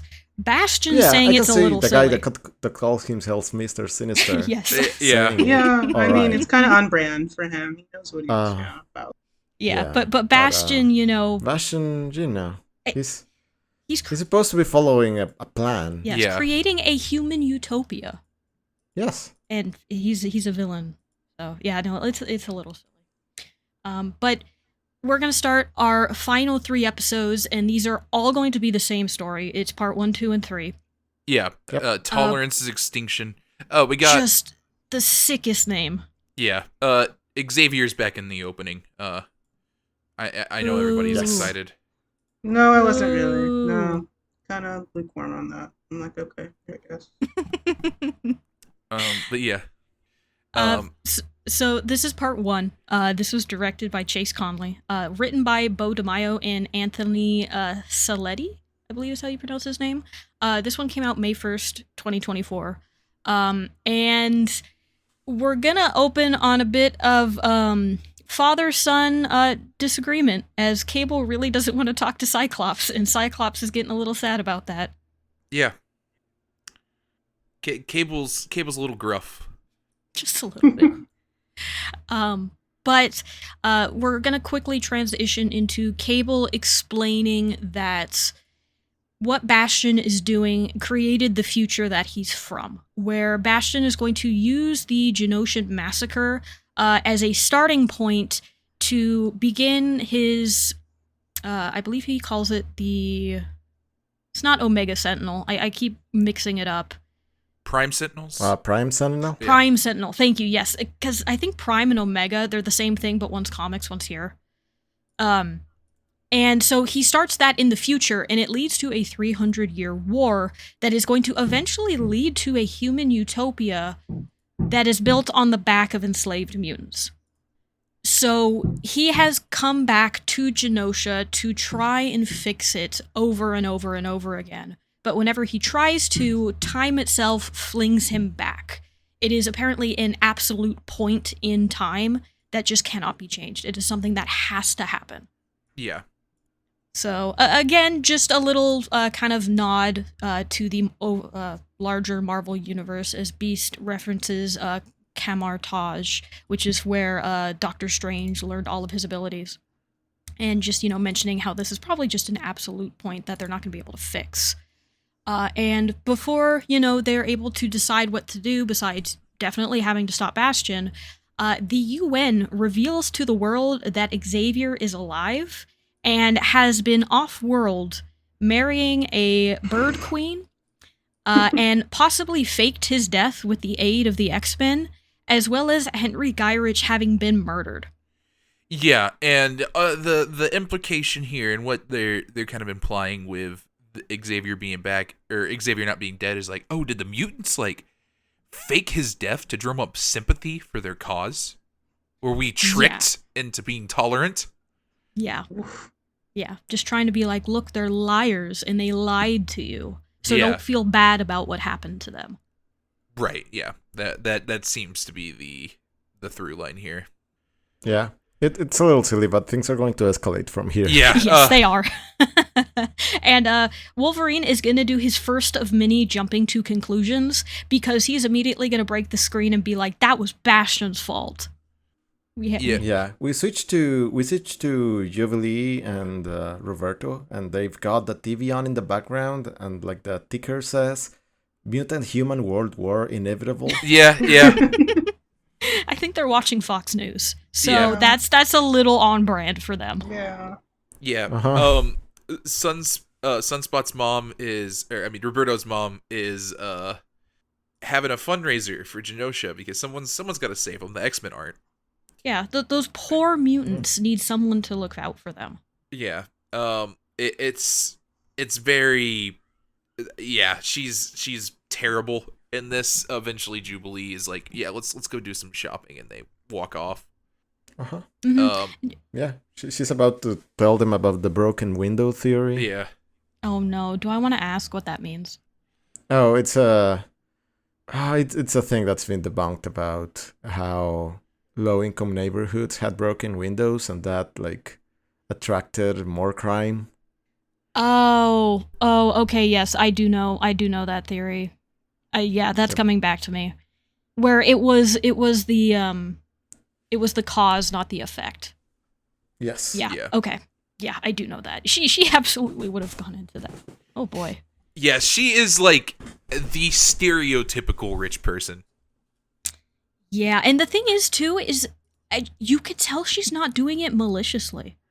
She's not written as she's doing this because she really hates mutants. She's doing this almost out of a place of ignorance a little bit, which does not, give her a pass. But it's different than how other characters have been written and that we've seen. We've seen the extreme end with the Friends of Humanity. I don't. It's the obstinate kind of ignorance. Yeah, it feels almost like ignorance from a place of like, this doesn't actually mean anything to her. This isn't something she needs to worry about, so she's not going to. So she just has some terrible opinions because it doesn't really affect her in any way. Yeah, and I think you can still be ignorant in that sense. Saying something and being like... It's still ignorance, but it's... Like, I know you were kind of saying it wasn't malicious. It's almost like malicious ignorance, though. Well, I guess what I mean is she's not doing this out of pure hatred. She's doing it out of indifference. There's the word I want. It's an indifferent kind of, ignorance that does lead to her being malicious. Yeah, Yeah, I mean, the material consequences of both things are the same, so, Yeah. I get the impression she loves her son, but it's unfortunate that he's a mutant. Yeah, yes. we just gotta, we don't need to be having all that. She cares about Genosha, but doesn't really care about why it happened. Yes. Yeah. It looks good to have the fundraiser. Like Roberto at a point during the Genosha scene gestures out to the country and says, "This is what happens when we throw it in her face." I believe that his mom believes that. Yes, I do too. Yeah. Like, maybe if you were just a little bit quieter, you go back into the closet and this doesn't happen. Mm-hmm. Yeah, I'm gonna be curious to see what they end up doing with her if they ever go back to her, story-wise. Yeah. But after Jubilee and Roberto do leave, we cut back to Nightcrawler and Jean taking care of Rogue, who is still unconscious after being punched by the Sentinel. And again, Nightcrawler, being the best boy, has a really nice heart-to-heart with Jean. Yeah. Because Jean's kind of hurting here as well, just about Madeline. Because despite everything with Scott, she did like having that connection there, and she felt like a sister to her. Mm-hmm. And again, she does have all of Madeline's memories, so Cable does feel like a son to her. Yeah, and that's been a kind of a struggle for her too, despite like that he's not really blood to her. Nightcrawler relates this back to Rogue, saying like their mother, Mystique, it wasn't really there for them, but they've still been they've been close and doing all they can, and makes this point that while blood is blood, family is a choice that you make. Mm-hmm. And yeah, I like that. I think that is something else that I feel like you get a lot of these very clear relations to like the LGBT kind of community here, and I think that's a big one there. Like the whole found family aspect, I think is a very good way to relate there. Yeah, no, absolutely. You took the words right out of my mouth, basically. That is a very common refrain in the LGBTQ community, especially if you have family or parents that do not accept you. Right. You know, I know it is a riff, I believe, on a Bible quote. I don't know it by heart, where, you know, blood is thicker than water, essentially, that, you know, your blood family is supposed to be what you are the closest to, and this is kind of a change on that. Right. But yeah, Scott, Cable, and Jean are going to a town called Harmony because they just got some stuff going on there. And we go back to the little Bastion and Sinister lair, and we get the reveal Val Cooper was in on it. Dun dun. We discussed this a little bit. We had the theory that maybe Val was theory's Mystique out. here. My theory's out. I know. So like I was waiting for it to happen. I'm like, just okay. Now it's gonna happen, and then it didn't. Yeah. Like, No, it okay. didn't. It didn't. I thought you were onto something there too. I agree. Just another disappointing politician. I'm just like, okay, all right. Yeah, Val just sucks, actually. Yeah, she just sucks. Actually, yeah. I tried to give her credit, and I was like, Yeah. this is gonna be Yeah, a I know. moment. It was. But yeah, no, she sucks. Yeah. Yeah. But they got Magneto just stringed up here on like an Yeah. X. Yeah, just watching a bunch of news channels about everything happening in Genosha. And again, reminding you, he is a survivor of the Holocaust, and this is happening again. Yeah. Val, meanwhile, is here with a broken arm, I'm guessing after Genosha. And she is very, very just so sorry that all this happened. Didn't know they were gonna do a genocide, despite hanging out with the Council of Evil here. The Council of Genocide. Yeah. And just begs Magneto just to say something to her, just talk to her. Even if it's to like curse her out or something. Nah, doesn't even give her the satisfaction. But yeah, meanwhile, Beast is visited by his favorite centrist, Trish. Yes, although she does say she is done with yellow journalism. She's not going to do it anymore. Yeah. She has a change of heart for her nice, furry blue boyfriend. Yeah. We're just having a good time, and Beast is trying to figure out how many other people are like Bolivar. And he's gonna figure that out momentarily. Meanwhile, Cyclops, Jean, and Cable have found the house where they think Bastion's at, and they figure out this is actually his childhood home. Yeah, in almost it's kind of like a vague horror sequence, you know, it's this dilapidated street, nobody's out, they get up to this old home, and they enter inside, finding out that he did have a family, and they find his mother there. She's an elderly woman who has apparently been told that to expect them, and that she will get her things ready so they can leave. Yeah. Bastion has a lot of robot toys, which I think is a neat touch. He's got Yeah, like a little. He's got a Stark Expo thing. Yeah. Yeah, Yeah. it's really cute. You know, a lot of fun little background stuff. And then they do end up going up to his room where they take a look at some of his drawings he did when he was a kid. And Jean is able to do almost a little bit of chrono skimming, which is what Rachel Summers can do. And she looks into the past a little bit just by holding one of the drawings. And this is where we get a little bit more of the backstory for him. So essentially, as a child, you know, Bastian was a bit of an odd kid. He could hear technology and speak to it. And then we also see that some technology from the future infected his father before Bastian was born. And this technology had come from the future and is a bit of a mix of Master Mold and Nimrod. So some of the absolute end-all be-all of Sentinel technology combined together, sent into the past, to be able to give birth to this human Sentinel mutant hybrid. Yeah. Sure, yeah. Yeah, it's silly, it's cartoons, we got time travel, but you know what? The way they say it, it's like, yeah, that's just happened. And you're like, okay, cool. Yeah. Sure, why not? And he can talk to machines. Mm-hmm. And after we get that explanation, we're going to cut back to Bastian in his roundtable Zoom room of evil, where he has a bunch of TVs set up where he's going to talk to other members of the OZT, which includes Baron Zemo and Dr. Doom. Yeah, great company here, Val. Yeah.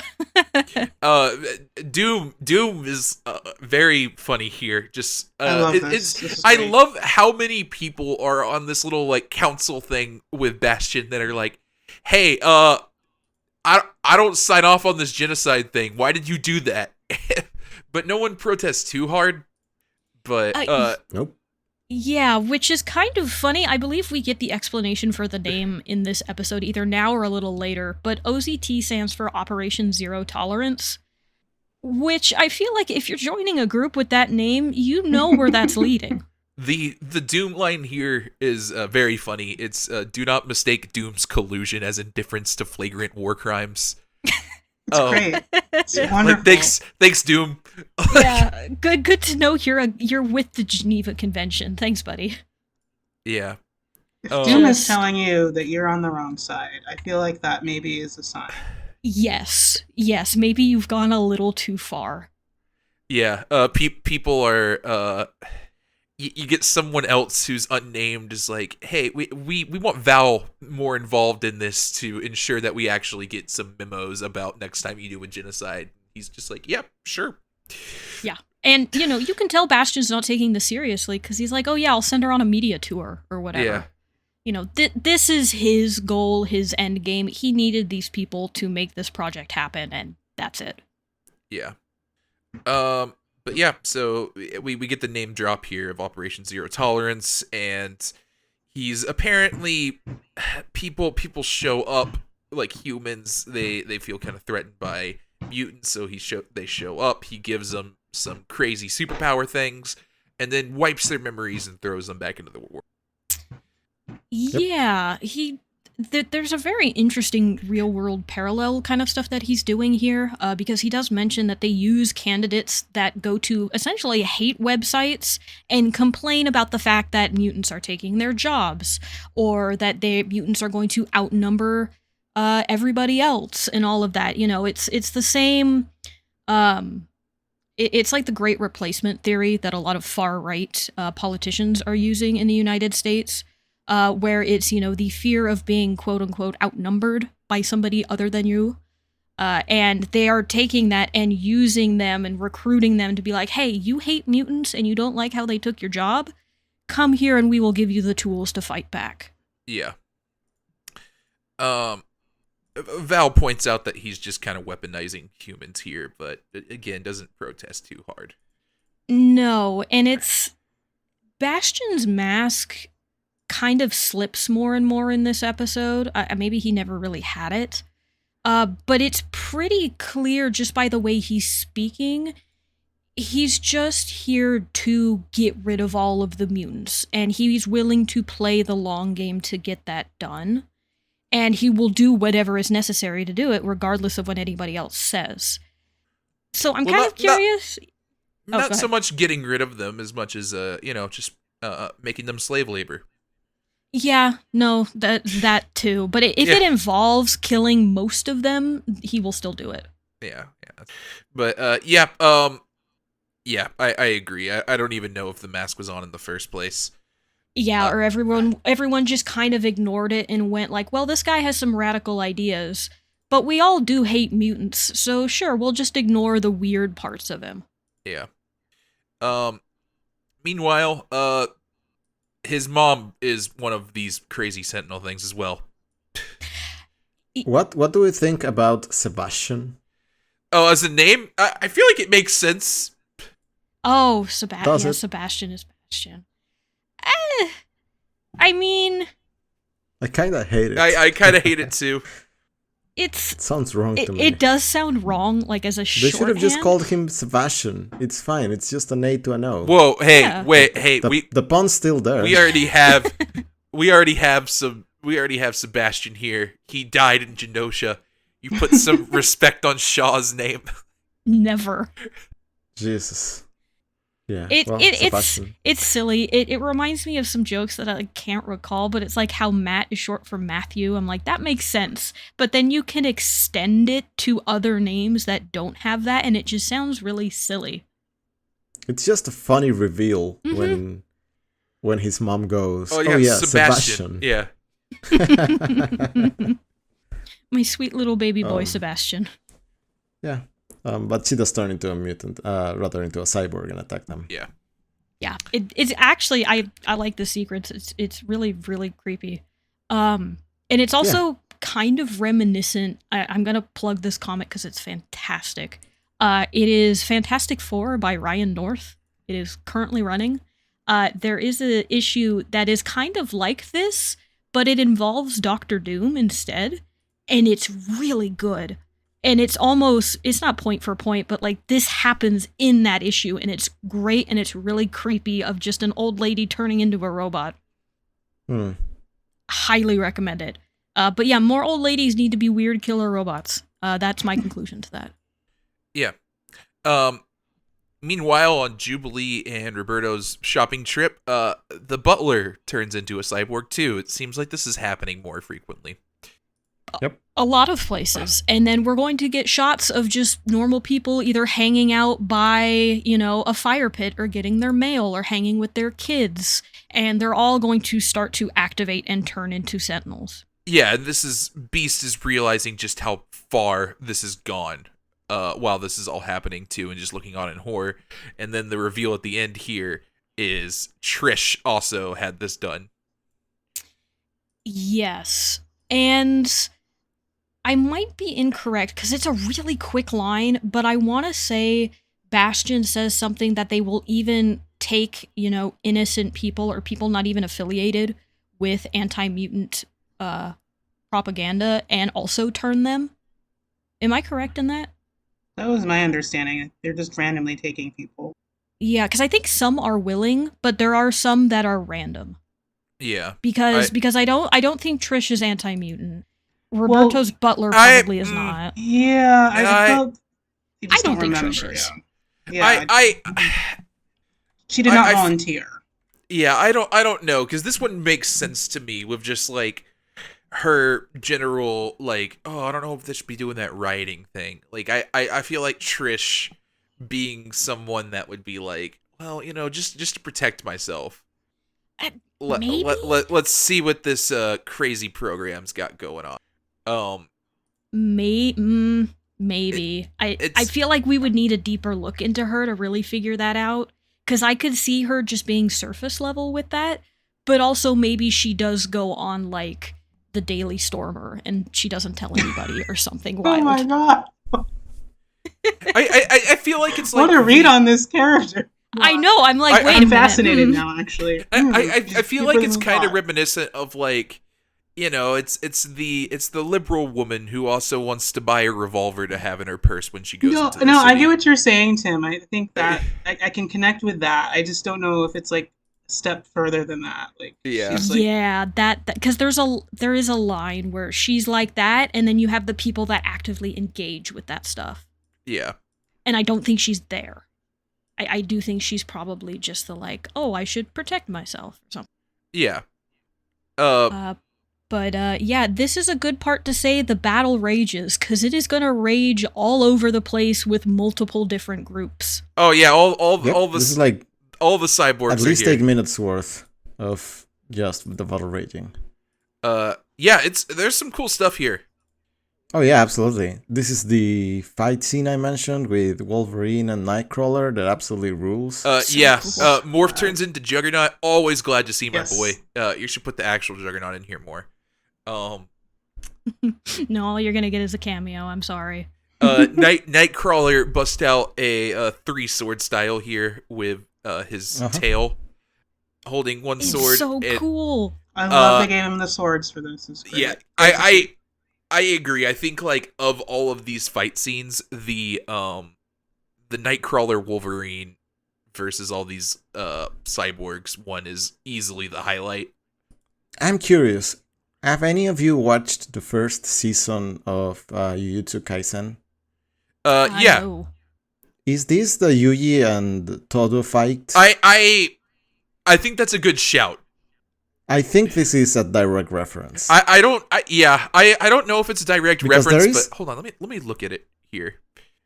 So the way that it is shot, like on profile, like it's a side-scrolling fighting game, Yeah. and them just like teleporting all over the place to like juggle between these enemies. And there's a shot later on. I think it's with Jean. I'm like scrolling through the episode trying to find it, but I'm pretty sure she does a rider kick, which is basically a diving kick. But it's specifically like the Kamen Rider Tokusatsu signature move. She does it like move for move, and I'm pretty sure these are like references. I know that some of the animators have talked about like taking like direct like video game moves and other things, like especially from like the Capcom games. So Marvel versus Capcom. Yeah, it wouldn't surprise me if they went a step further and like took something, from anime directly. Yeah. Anyway, yeah, this looks fantastic either way. Yeah. Just them teleporting, juggling between all of the enemies. It's great. I love one of the first shots that we get from Nightcrawler is he slices through like 3 enemies at once with the 3 swords, and then he perches on like a bedpost. It's so Yes. cool. It's fantastic. Just really working in the fact that he is, Best Big Brother. Yeah. Yes. I see what shot you're kind of talking about here as well, Sergio. It's like kind of this one where Nightcrawler and Wolverine are kind of fighting back to back, and Nightcrawler's just kind of teleporting around. Just to put it as a reference, Toto is a character in Jujutsu Kaisen who can teleport by clapping his hands. And you have like this very neat fight scene in that show where it's a lot of him just teleporting around and just hitting people from areas they don't expect it, and that does kind of feel like what's going on here. So yeah, I see what you mean. Yeah. This stuff's really good. We get Roberto. I do want to say shout outs to the like ending scene of the Wolverine and Nightcrawler fight where Wolverine has his claws in one of them and then Nightcrawler teleports them both. It's really cool. Oh, and you get like the POV. Yeah, you get the POV Yeah. of everything like elongating through the teleportation. It's really cool. Yeah. It's very cool. Um. Then yeah, we've got Sunspot and Jubilee, Yeah. who has a cool new outfit. Roberto uses his powers for like one of the first times, and out in public, and is sunspotted up and saves Jubilee from falling. It's funny how Jubilee is complaining about everyone being able to fly but her, and then she discovers Sunspot can too. Yeah, I know. I like was the a cute reveal moment. here that he was trying to surprise her and had been training in the danger room the whole time as well. It's kind of it's Yeah. nice. It's sweet. Yeah. It is really sweet to see him kind of come into his own. Yeah, and Then we've got the Summers. Yeah, who are riding around in the X-Jet, which gets destroyed yet again. I love the cyborgs here as well. There's a shot of them like landing on the ship, and one of them just starts like headbutting them. It very much is like robot zombie. Yes. Like it feels like that's the thing we're trying to invoke here, and I think that comes across real neat. like just them just using brute force just wherever they can to just like get into stuff is nice. Yep.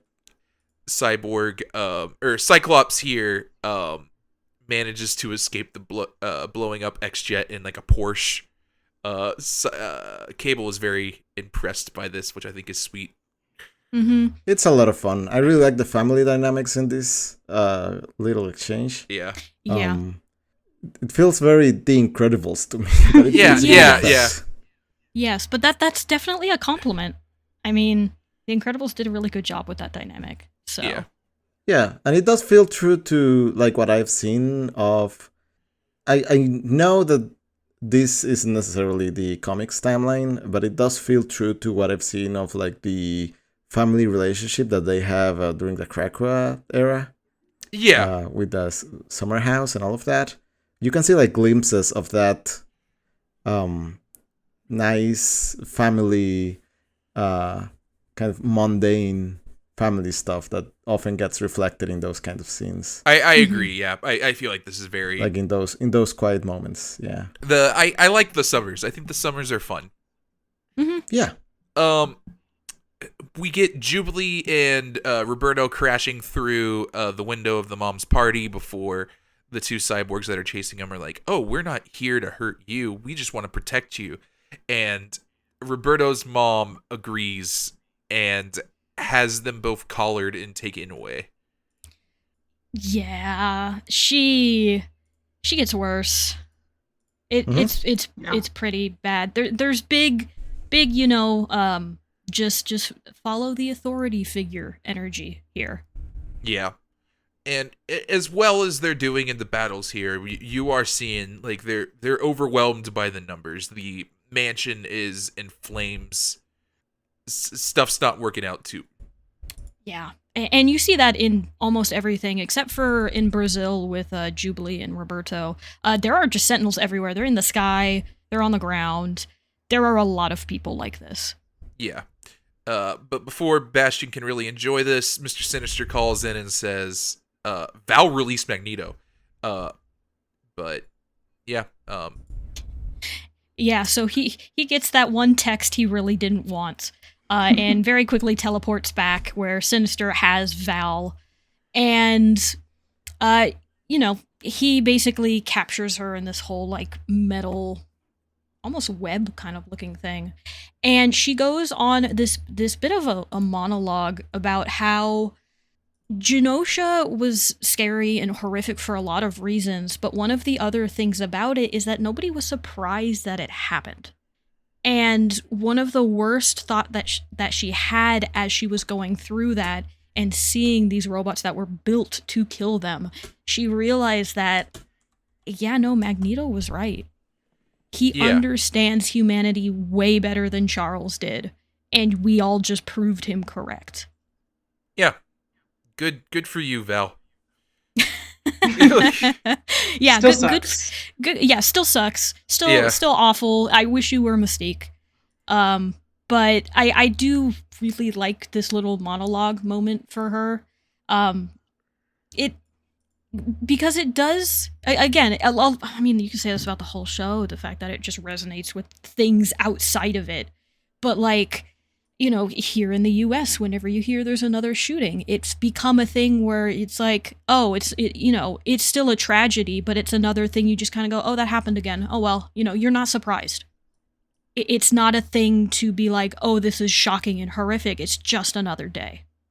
And that is the view of life. Yeah. And that is the view of the world that Magneto had and was worried was going to happen. And then it did. Yeah. And this is all done over Magneto kind of floating up to the Arctic, and he lets off what is essentially a giant EMP blast.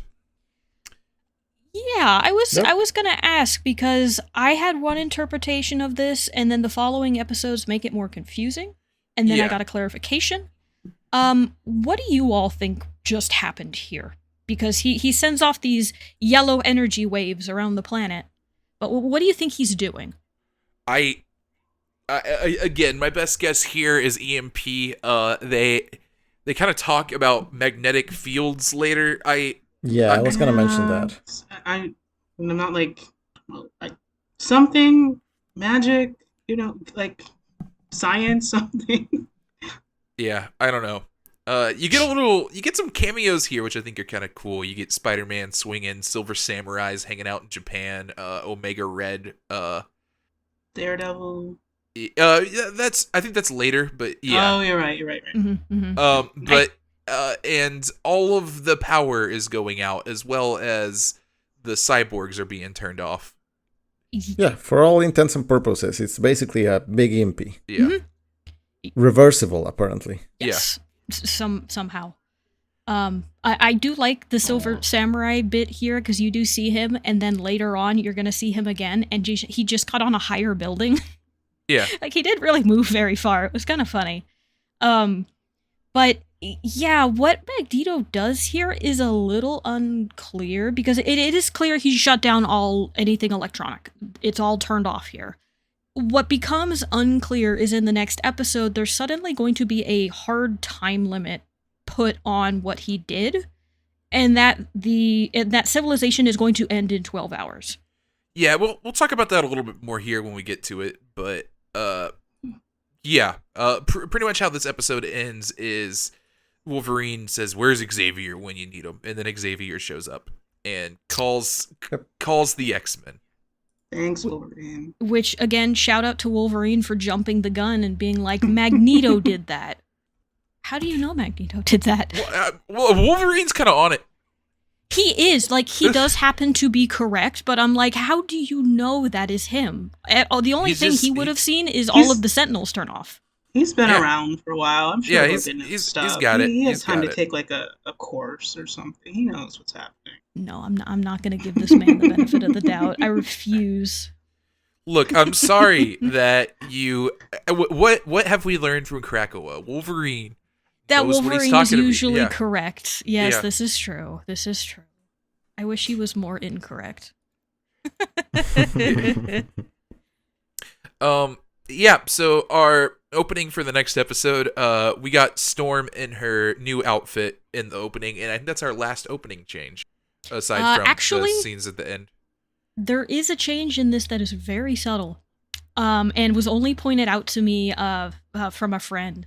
So, in the intro towards the end, you have the X-Men running towards the League, the Evil Mutants, and in between, there's usually Sentinels chasing some humans. Those humans ended up being some of the Prime Sentinels, and now in the intros, they are Prime Sentinels. Oh, that's funny. Oh, yeah, I see. Yeah, Yeah, I remember seeing that. Yeah. Yeah, it's really subtle because they go by really fast, but they are now Prime Sentinels in the intro. Oh, well, Yeah, that's fun. yeah. So our episode opens up with Xavier waking up in the mansion. I'm glad he's just hanging out here in the busted up on fire mansion. I hope they put those fires out before. I hope so too. I would expect that they did. And we. And then, Sorry, go on. oh no, I was just gonna say, we're gonna get a couple shots of what Magneto is doing as he is setting up, getting his costume back on. You have Xavier going through the house, Bastion getting his now deactivated mother, and Jubilee and Roberto are going to be chased into an alleyway by a bunch of very angry humans who are going to, kind of give you more of an idea of what Magneto did. He did turn off the power, but that does extend to everything. So if you were in an airplane while he did that, you're dead. If you were in a hospital and on a breathing machine, you are dead. If you needed something electronic that was going to keep you alive or keep you aloft in the air or safe, you are more than likely dead now. Yeah.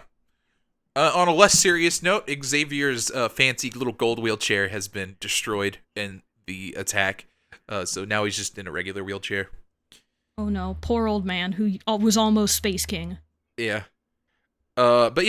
Storm and Forge show up here in Brazil to help out Roberto and Jubilee. Mm-hmm. Well needed for Jubilee, I think. She's having a rough time of it. Yeah. And then we do get this nice scene here, and I love the way it starts, is Jean basically saying, all right, we need to handle Bastion. Now hurry up and get this done. And it's just Xavier and Cyclops just kind of going at each other for a little bit for the fact that Xavier left. Yeah. Well, before that as well, we get a couple more scenes. Magneto is raising up a giant rock out of the ocean. It's Asteroid M. I don't know if this showed up in the original one, but he's pulling it back out again if he is. Bastion also, which I think is pretty interesting, remarks that it's finally quiet. And seems almost happy about this. I mean, yeah, all the technology is quiet now. Yeah. He doesn't have to hear it. But yeah, we got a scene here of Cyclops and Xavier just arguing about how this is Xavier's fault. Yes. And yeah, Cyclops is right. Yes. This is the one time I will say Cyclops is correct. What was right is the word you're looking for. Cyclops is right. I don't know if I can go that far. He's at least correct. Nope. I'm just gonna keep moving on. Cyclops was right. Cyclops He was there. basically tells him it's your fault and then walks away. Yeah. And it's great. Yeah, but Xavier is like, I wanted to give you a choice here. I wanted you to be able to like leave and enjoy the world that you created. And Cyclops like, that's my choice. I don't know why you would have imposed that on us. And yeah, I don't know. I like the scene a lot. It's a good scene. It is. It's a good scene. The complaint I have about it is I wish the rest of the team got that chance. Yeah. Yeah, it is a little bit like Cyclops focused, and it would be interesting to see a little bit more about what everyone else's thoughts were on what happened. Yeah, because up until this point, they just thought he was dead, and now he comes back, and nobody else is going to give a reaction to it, really. I guess they really wanted that father-son relationship and explore that with the two of them. But yeah, I agree. It is sort of unfortunate we don't really see what everyone else is thinking. Yeah. Yeah, and this is gonna extend into the scene that's right after this one, where, Rogue does wake up, and Nightcrawler is there to comfort her and to explain that a lot has changed since she has been out. But right after that is when Storm, Forge, Roberto, and Jubilee show up, and Jean is very happy to see Storm, and they embrace. Storm was not there for anything with Madeline prior. No. She never had to go through that. Yeah, she never talks to Jean about it. They just kind of hug, and then that's it. Yeah, it's all good. She has those memories too. I suppose so. This is a little too quick. I would have been okay with some emotional beats here of everybody seeing each other again. No, we gotta move. Speaking of Forge, appreciate all the pouches he has. Oh, it's great. It's wonderful. So many. Yeah. He needs more, honestly. Also gives an explanation on why his prosthetics still works. The explanation is they just work. Magnets. Yep. Yeah. Good job. Good job. Don't think about it. Yeah. Mm-hmm. Science. Mm-hmm. But yeah, the band's back together. Well, some of them. Magneto's kind of doing Magneto stuff. Yeah. But the rest of the team very quickly decides, hey, one, the world is going to end in 12 hours. We're not given a reason why that is. We're just told. I don't think the world's going to end in 12 hours. I think it's more whatever Magneto did affected the world's like magnetic something global warming. Something. Yeah, something. And it's going to have some degree of irreversible damage, but it's not like it's world ending. Yeah, at some point it's going to become irreversible in the sense that Storm does mention that she can feel the Earth dying, or the Earth magnetics thingy dying. Yeah. Mm-hmm. Yeah, she does mention that. I don't think it's everyone's going to die. It's more like at some point this is going to become irreversible, and it's not a good solution. Yeah, like this is just what the world's gonna be like if we don't stop them. Interesting. Yeah, the 12-hour timeline I find a little bit odd. Like they're just kind of like, all right, this is the timeline we're on. I don't know if it really comes into play all that much. No, they're already on like 3 other timelines. Yeah. It doesn't really matter. Yeah. They've got like some other deadlines to meet. Yeah, because like the order they have to do it in is very specifically. You gotta stop Magneto, you gotta stop Bastion, and then you gotta stop Magneto. And you gotta have him reverse the thing. But yeah, the kind of the implication I thought they were kind of laying down here was, if we don't get him to reverse this by 12 hours, we might just be stuck like this with no power, and that's bad. Yeah. Interesting. Yeah. This is the part also where I start sighing a lot. I don't like the team jumping to Magneto's the bad guy now, and we have to go kill him, or Mm-hmm. you Yeah, gotta stop him. I Why? Like Dave, I know we've been moving through this fast, but they still had him as a leader for quite a while, and he was doing pretty well back then. yeah. There's no reason to believe right now that he's just become evil because. Well, I don't think they're confronting him like to kill him. I mean, yeah. Well, Wolverine is. Yeah. I mean, Wolverine is. Yeah, Wolverine's He does his reaction, own thing. Like, it's Yes, Wolverine. that's true. I'm still like very let down by this, that they're not as compassionate with Magneto's grief and like the reaction he had towards I mean, but everything he that happened in did just Genosha. kill a bunch of innocent people by turning everything That's- off. Also, like, Honestly, he just saved a whole bunch of mutants. I don't think that the knee-jerk reaction here is warranted. Especially, again, given the degree of compassion that they have for one another in the previous episode. I just don't really like the turns that this episode makes, because it goes back to being Magneto's right, but too much.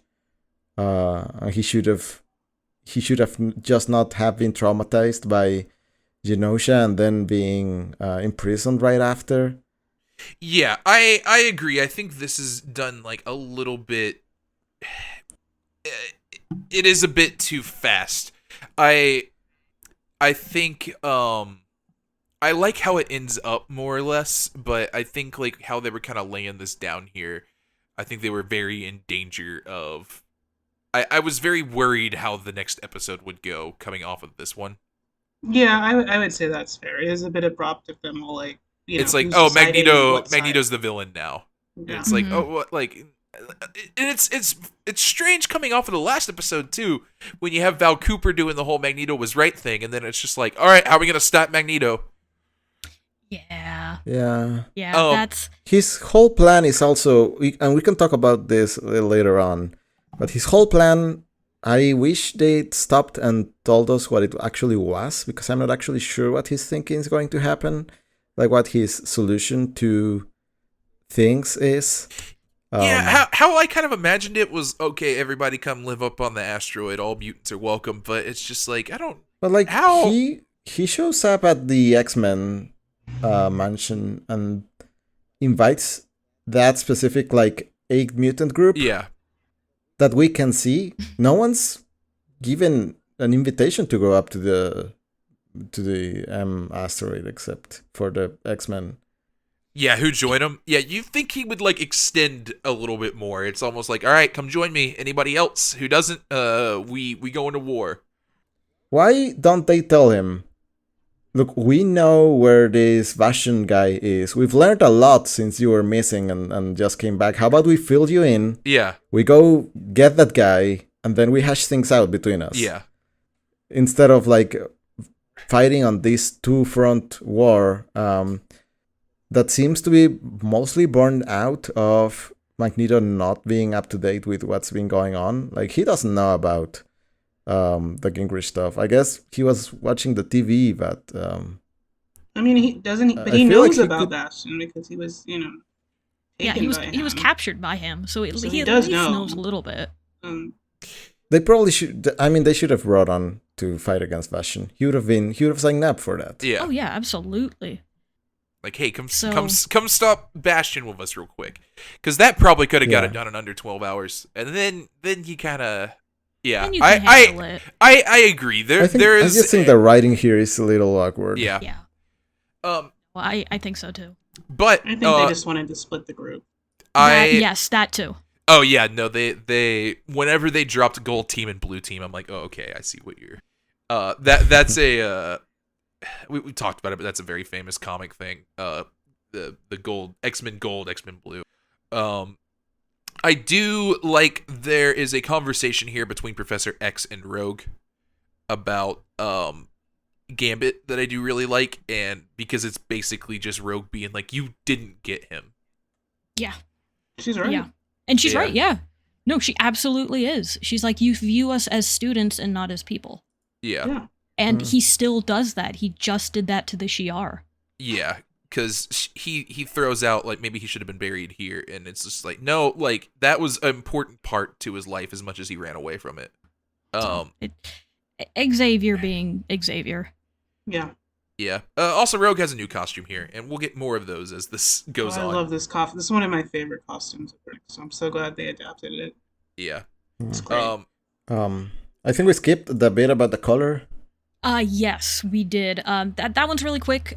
Basically, Beast and Forge are making a power neutralizing collar for Bastion, so they can get him to stop controlling all of the Sentinels. But it's a fun tidbit where they're both going back and forth on, hey, we could just neutralize his power permanently and get him off the board so he's never a problem. And Storm steps in and says, no. Yeah. Just a very forceful, you are never taking someone's power away ever again. Well, I like she doesn't even have to say it. She just like has like the thunder basically come down and be like, nope. Yes. It does help me see how Beast can go from fuzzy grandpa to CIA black site mastermind in the comics, just a little bit. But yeah, Magneto shows up here. The conversation between him and Xavier is not great, but Magneto extends a hand here to any X-Men that would join him. Yeah, and this conversation that they have is going to continue on later. And I kind of agree with Sergio. This is where it falls apart a little bit more for me, because everything Magneto is saying is correct. He's not wrong. He's like, how many more of you are going to die for Xavier's dream? What about those that died on Genosha? Why are you making me out to be the villain when I didn't start this war? You know, I very much disagree with Wolverine, where Wolverine keeps saying, you know, Magneto declared war on the whole planet. Technically, Bastion did. You know, OZT did. Magneto just kind of struck back. So it's not Magneto being the aggressor. Yeah, I feel like the writers are forced to make Magneto's plan as harmful as possible for as many people as possible so that it looks unreasonable, but what he's saying is correct. And then the things that are not said out loud are kind of like blanks the writers couldn't really fill in. Mm-hmm. Yeah. Like, again, what exactly is his endgame here? Yeah. Like, is he bringing people up to the asteroid? Is he, it's happening to Earth? I can kind of fill that in, but it's not fully said. It's a little muddy. It's yeah. It's like if I had to guess, the idea is to make like Asteroid M like a new Genosha, but even that's just like, well, that doesn't like.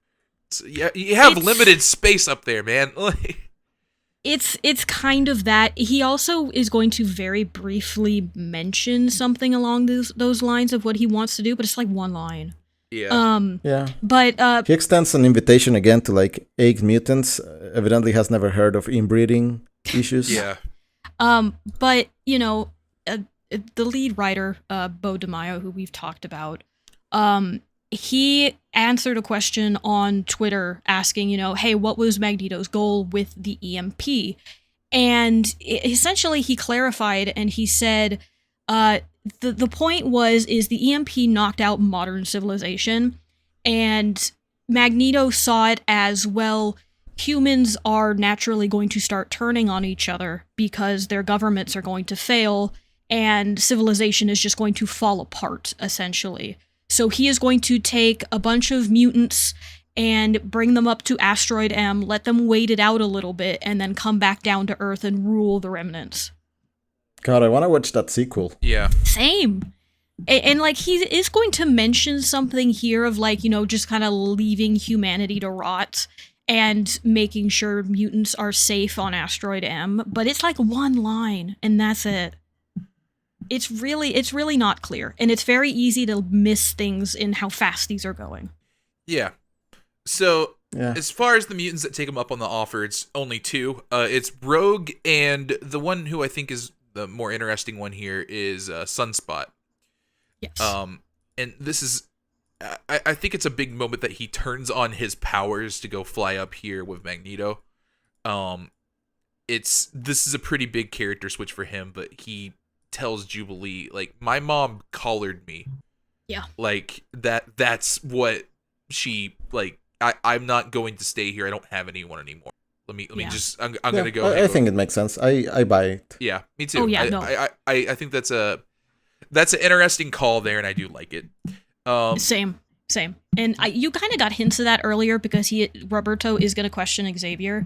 This is his first time seeing Xavier. So it makes sense for him to go, but I agree. I think it's a really interesting turn for him. I'm kind of bummed it doesn't really go anywhere. Yeah, I was hoping it would turn into a little bit more of like a character arc or something. I mean, maybe it will in the next season, but It's a great moment. yeah, it's a really good moment because Jubilee is like, well, you have me. Yeah. I'm here for you, and like, there's clearly something going on there, and it just, not going to be talked about here. Yeah. You definitely get some interesting stuff as well. We'll talk about it a little bit more, but there's a sequence here where I feel like it really shows like how affected she was by it. But yeah, they didn't really get to play up it too much, and it kind of, I feel like the impression I got at the end of the season was it was mostly resolved, and that kind of sucks because I feel like there's some interesting stuff you could have done with that. Yeah. Cyclops and Cable have a conversation where Cyclops tells him to give him hell. We get a joke about the X-Men suits. That's a callback to a joke from the first X-Men movie. I love that. I was here for that. I was like, yes, thank you. Yeah, Mhm. I'm glad we've just looped back around as a society. Yeah, this whole scene is great for any sort of cameo. You have like a bike that was made as a toy for Wolverine in the 90s in this hangar, and everybody's classic costume in like some glass display cases. Just really nice. Yeah, we get some new costumes here in a little bit. It kind of makes me laugh that Rogue got hers early because she couldn't be here for the suit up sequence. Yeah. But yeah, it's a fun little scene. I +1 to the black leather Yes, joke. absolutely. But yeah, the Magneto protocols are in effect. Yeah, Xavier's trying to talk down the US president again from doing something awful, which is basically shooting a nuke at Magneto and hoping it works. Yeah. What could go wrong? What could go wrong? Shooting something metal at the man who can control metal. Yeah. Xavier tries to talk him down, saying like Magneto isn't crazy. He's just been through a lot. And Yeah, here's the exact line is like really good. It's something like, what is it? I have it right here. It's merely a man trying to survive in a world that has proven his worst fears true. Yeah. We get like a little suit up sequence. Everybody puts on like a new little costume. Well, some of them do. I think Nightcrawler's still like in his usual one. Jubilee's That's because Nightcrawler's costume is pure perfection. Yeah. No notes. No notes. Jubilee is in her costume that she got and with Roberto a couple of episodes ago. Jean has like a classic like Miss Marvel thing going on. Cyclops has like the full hair covered up now. Wolverine's is a different color scheme. I like these. These are kind of cool looking. We see Jubilee burn Sunspot's card. Mm-hmm. Did you catch the reference on the card? Ooh, I did not. What was the reference? Does anybody else have this pulled up? The card itself? God, I Yeah. just had it. Yeah, it's a... No, I'm not gonna get to it fast enough. Okay. The address on the card is 1 Claremont Avenue. Oh, okay, that's pretty good. That's good. That's Yeah. good. Boo. Yeah. But yeah, she burns it up. She's not pleased. But yeah, Xavier convinces Kelly to give them some time, and the X-Men finish suiting up, and they're heading off. Yep. So just to describe the two teams, we have Cyclops' team, which is going to be Wolverine, Professor Xavier, Nightcrawler, and Jubilee, and they're going to head onto Asteroid M to try and stop Magneto. While you have Jean's team, which is Jean, Storm, Forge, and Morph, who are going to try and stop Bastion. Yeah. And Cable. Cable is there too. Bastion is plugged into some Sentinel facilities, and I'm guessing that's giving him temporary power. So he's able to turn on some Sentinels to go intercept the X-Men. Yeah, and then basically we're just going to get a sequence of the teams kind of going into place for each of their locations. But I do want to call out the scene with Jean and Storm on the back of the ship that they're at. It's lovely. There's so much heart coming through with both of the voice actresses here. And it's been quoted, everywhere basically. And it's the one where, Jean says, make them mind your weather, and then Storm says, and them weather your mind. It's great. Just, they care for each other so much. And it's great, and it comes through so well here. Yeah. Yeah. So, but yeah, both teams are going to head down. The team here on the Galapagos Islands trying to find Bastion. They run into Mr. Sinister pretty quickly, who is going to focus mostly on Jean here because of his connection with her and Madeline. Just kind of, again, needling at the fact that she does not know where she begins and Madeline ends, and vice versa. Shout out to Storm making a giant tornado. This looks gorgeous. Yes. It's very cool. Yeah. But, yeah. Yeah, and then in space, you have Roberto and Rogue going to check out the crew that just landed on the ship, but Nightcrawler... Oh, go ahead. Real quick, when the fight kind of breaks out here, Morph turns into the Hulk. Apparently this was, controversial to people. I think it's sick, so I do not care. Yeah, it's cool. Yeah. It's awesome. It's fun. It's fun. Just let it happen. It's fun. Also, the other little cameo here, when he smashes one of the Sentinel heads, it crashes into a diner sign. This diner sign is DeMayo's Diner. Yeah. Yeah, I saw that. I'm like, that's cute. Yeah, they really just went for it with the Easter eggs here. Regarding Morph turning into the Hulk, I do find it funny that he says Morph Smash or Morph. Yeah. Mm-hmm. Yeah, he's having a good time. But on the spaceship, Magneto has built himself a throne out of Sentinel heads and a Sentinel hand. That looks really cool. And he is basically sitting there waiting for them to come. He's like, I knew this was going to happen. You're going to have to try and stop me anyway. Mm-hmm. And again, Wolverine is just bloodthirsty. He is ready to murder this man. Yeah. And says so at every opportunity. Yeah, Rogue takes him out specifically, saying like there's a very clear read on it where she pretty much says you're trying to kill here, you gotta stop that. Yeah. I like the little Jubilee Sunspot fight a lot as well. With it just really feels like two people that just really don't want to be fighting but are because they're forced to. Sunspot seems very upset about this whole thing too. He's just like, I don't want to fight you. Yeah, Jubilee, she's also upset, but she's showing her upset in anger. Yeah. So that is fun. Again, I wish they would have talked about it more, but it's still good. Yeah. And we're still going to get again Xavier trying to talk Magneto out of this, and there's really no way of talking him out of it.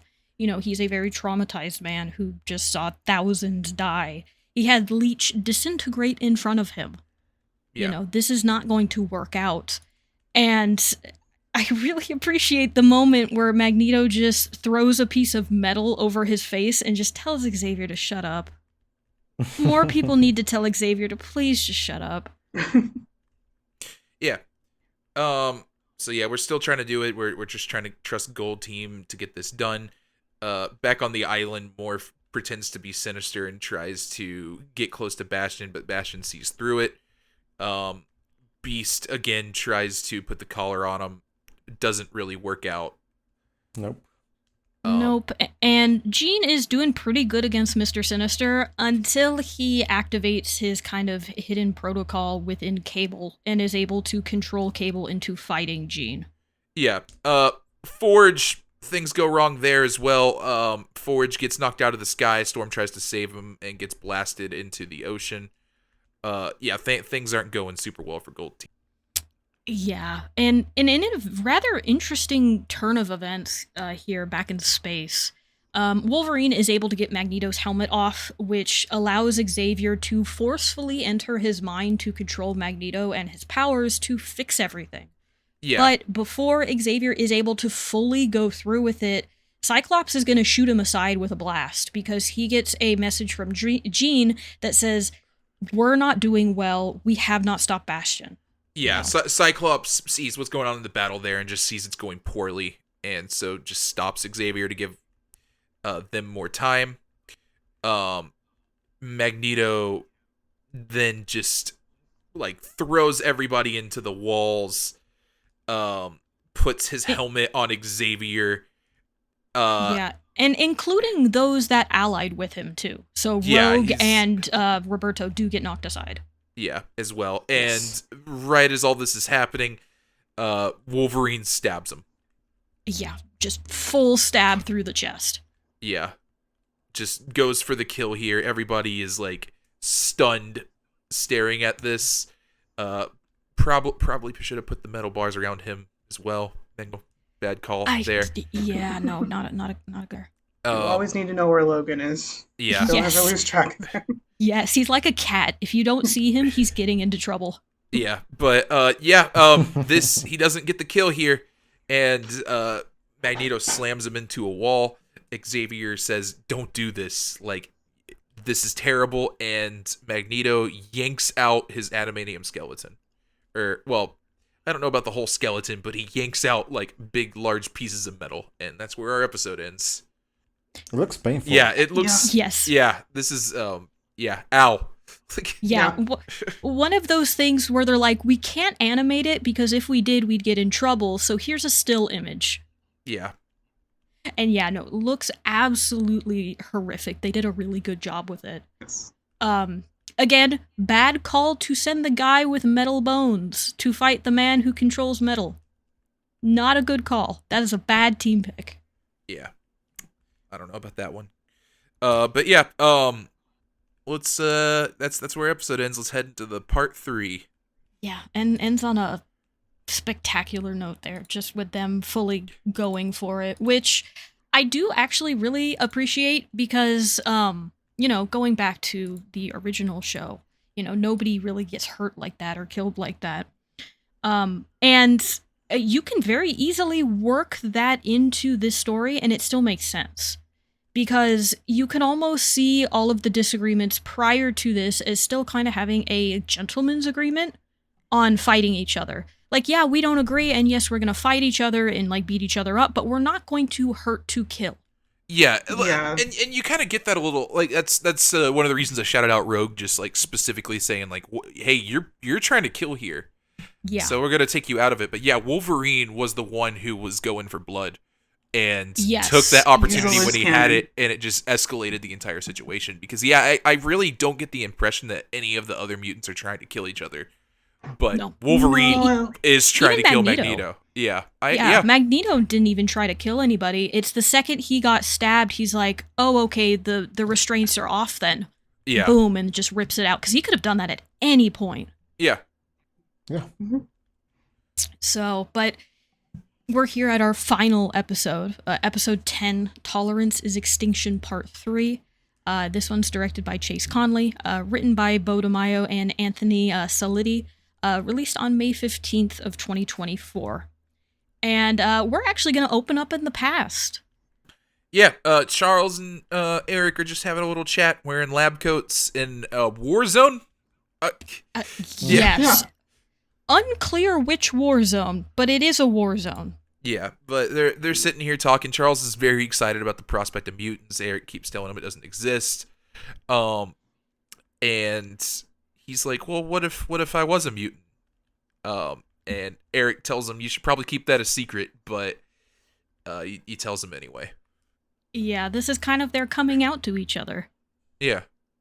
So, but it begins this really neat moment here because we're going to kind of flash to the future where they are older, and this is clearly some sort of dream sequence because it's the same bar, but all of the people are gone, and outside of the window, it's just a storm with a raging ocean outside. Yeah, I believe this is implied to be happening in Magneto's mind. Yes, it is. Yes. Yeah, Yes. Charles It's is already said to be happening. Yes. But yeah, so this is just Xavier kind of going through his memories and trying to help him hold on. almost not really help him hold on, but just to get through his mind so he can break it almost. He needs to control Magneto to fix the world. And it's really a big invasion of Magneto's mind that he has to do here, and it's extremely dangerous. Yeah, it's kind of a later thing where it's more helping him to hold on. But yeah, at this point, he's just trying to get through it. It'll come up later. Yeah. But yeah, he realizes, oh, you're probing around my mind. Yeah, and we get this very silly shot of Xavier holding on to Magneto as they float around the room with, shockwaves and energies and everything flying off of them as this is going on. It's a little silly. Yeah. But we do see that Xavier was able to do it. He was able to use Magneto's powers to fix the world. We then get more shots of everybody. Silver Samurai is now on top of a building. Good for him. Oh, as the wave comes back. Just to add a little bit more to this, they did not do this before they managed to beat Bastion. So, yeah, the Sentinels are probably back. Yes. No, that is bad. Yeah. That's not good. But yeah, we get some cameos here. Yeah, Doctor Strange is currently doing a surgery by candlelight as the power goes back on. We get this really fun glimpse of Peter Parker and Mary Jane from the cartoon also. Yeah, we get Captain America and Iron Man just standing in a room. Yes. Doing nothing. With the president. Doing nothing. Doing nothing. Yeah. There is... I really like the Daredevil sequence. Yeah, that one's Yes. really fun. I like the way that they all are animated. They look nice. And Cloak and Dagger, I'm pretty sure they're here too. Yeah, I think they show up... maybe they show up here? I think it's a bit later for them.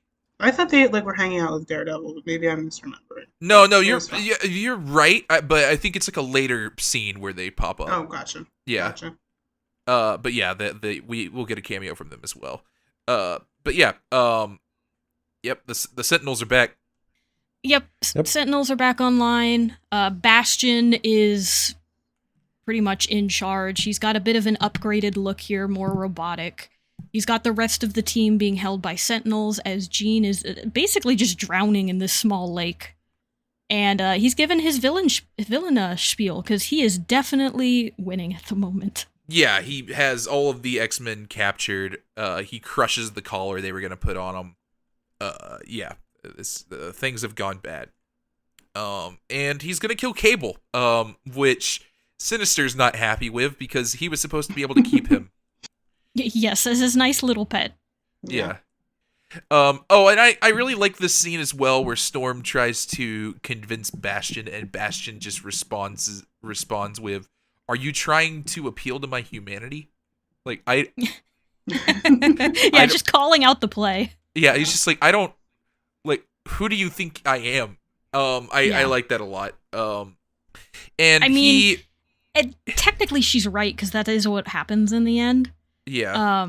But it is funny. And she does, she does the Mewtwo quote of, nobody chooses to be born, but it's what people do with their life that matters most. Yeah, just She really does. Pokemon the first movie. There is a Bastion kind of gives a spiel here, as we get more cameos here with Black Panther fighting some Sentinels. And here's almost. It is Black Panther, but it's T'Chaka. Yeah. I mean, yeah. That's the whole thing. They used T'Chaka here instead of T'Challa. Some people felt a way about this. I don't really care one way or the other. It's fine. I'm one of those people who are like, I think it's kind of silly they didn't use T'Challa. It's a cartoon, but I'm not gonna like get that upset about it. I'm just kind of like, whatever. It's something where I'm like, maybe they're gonna do something later with it. Like, I don't know if this is necessarily the thing with the actor. I kind of wonder if they might want to do like the Storm T'Challa stuff later or something like that. Oh no! Oh, Please, don't put that evil. Why Yeah. would you? I'm sorry. It's Stop out it. there. We just talked about this with the Krakoa stuff. We don't have Yeah. to do this again. Don't do this. But yeah, we get Cloak and Dagger. We get Omega Red with like, I think it looks like the some of the Russian superheroes fighting. We get Alpha Flight, but Psylocke is with them. Yeah, sure. which is Why not? kind of interesting, but it's fun. I one of these characters I don't recognize, but we got North Star, Aurora, and Puck, who those are my boys right there. So yeah, this is cool. But the Bastion spiel that he's given during all of this is that the reason they have to move to the next plan of Operation Zero Tolerance is that people are good.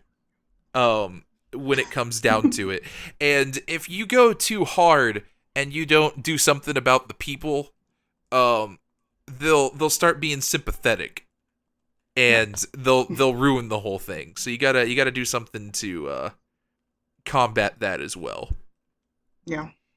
Can I just shout out Theo James's like voice work for this character because it's so over the top and I love it. Oh, I kind of wanted to mention this. I Yeah. feel like I had to look up who this was because I It's feel Theo like James. I feel like he's in a lot of almost- stuff. Yeah. I feel like his performance here reminds me a lot of like a James Woods performance. I could see that. Yeah, but I was like, oh god, I hope that's not him. But yeah, he's killing it. I like his performance a lot here. Very good on these monologues. Yes. Yeah, no, I agree with Soul. No notes. It's good. Yeah. I'm glad he's doing more voice acting work. Normally I guess he's doing it now, but he's great. Castlevania, if you've not seen that, he's great in that too. Wait, who is he in Castlevania? Now you have me just completely forgetting all of the characters' names in No. Castlevania. He is Hector, apparently. Thank you. Oh, okay. Yeah, I see it now. Yeah. Yeah, no, Castlevania is also really good. He's really good there. I have somehow not seen, I don't think, like, anything he's been in. Well, you need to change that. Yeah. Yes, Yeah. and start with Castlevania. Yeah. But, I mean, this kind of goes back to what we were just talking about, what Sergio and I kind of have a problem with, which is they kind of give you an answer here, but they don't really go for it. They do skip over the Magneto and Xavier answer. They give Bastion one, which is, people are inherently good. And I feel like that's just routinely disproved throughout the rest of the season. Yeah, I think it's a bit of a cop-out. Mm-hmm. It's not the best. I mean, they kind of had to, and he's the bad guy, so, you had to give him something, but it's, I'm glad they don't spend that much time on it, because Bastion's really going to be the only one that says it, and then they just kind of move on. Yeah. But before anything can happen, Cable throws, the collar comes back, and Cable says, maybe you two should have listened to what Time got to say about my mom, as Jean rises out of the water with a giant water phoenix. And I like this because it's done a little bit subtly here, but they've had this, we didn't really touch on it too much, but there's been like this through line here of Cable continuously saying Madeline is my mom, not you. Mm-hmm. Yes. And Jean's been struggling with that because she has all Madeline's memories. Like she remembers everything about like her brief time with Nathan. And this is kind of the first time where Cable just actually calls her his mom. Yeah, accepts her. Yeah. So I thought that was nice. I like how it's not like a huge moment. Like it's kind of like just thrown out there as almost a throwaway line. But yeah, it's you see a very different way of Cable, how he talks about Jean after this. Yeah, I like that moment. I guess I'm not entirely sure how I feel about the Phoenix showing up because I'm like, it's I'm always like this like cheat code to get out of trouble, and I was kind of hoping they would not pull the Phoenix trigger. yes, I'm glad I'm not the only one because I was kind of baffled that the Phoenix showed up here. I get that Jean was dying, but it did kind of feel like a here you go, this is how we Remember, save the day. Yeah. remember I'm the Phoenix. Yeah, and don't get me wrong, the Phoenix is cool, but Mhm. it has its moments, and we've already done that in the original series. And then for them to be like, yeah, she had a little bit left, I guess, but it's all gone now. We promise. Yeah, she had a It's little kinda- juice. Yeah, Yes. Yeah. yeah, it's very funny. She like mentions later like, "Oh, it's gone now." But yeah, she For real slaps this time. she slaps the collar on Bastion's head. All the Sentinels turn off. Had to save Captain America and Tony Stark after they were hanging out in that room, just standing there. Doing nothing. And she pulls up Mr. Sinister and rips all the mutant stuff he's spliced into himself out of him, and he just becomes a creepy-looking old man. That's great. I do like that. It's I was gonna say hardcore, though. that is my favorite moment where she's like, "Yeah, no," rips the DNA from him. Yeah. That was kind of worth it, but I still think the Phoenix is silly. Yeah. Morph does a funny thing where he just mirrors his face back to him. Cable's whole concentration thing's broken. We did it. We did the thing. Except We did it! Yay! Except Day is not- saved. yeah, the Phoenix is gone now. We're good. Everything's good. You know, we've done. We're won. We've won. Mhm.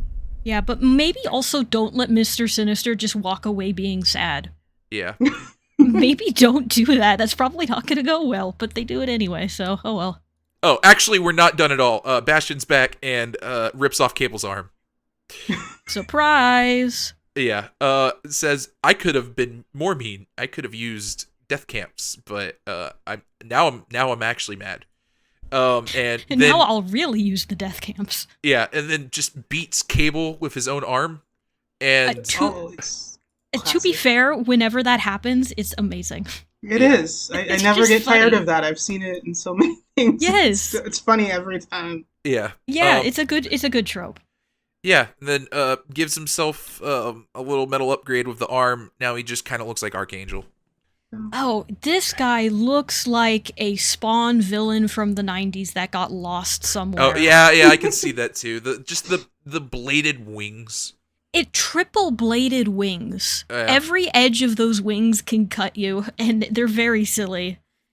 And then I learned later that is accurate to his comic look, and I'm like, that's ridiculous, and I like it. Sergio, what were you saying? Yeah.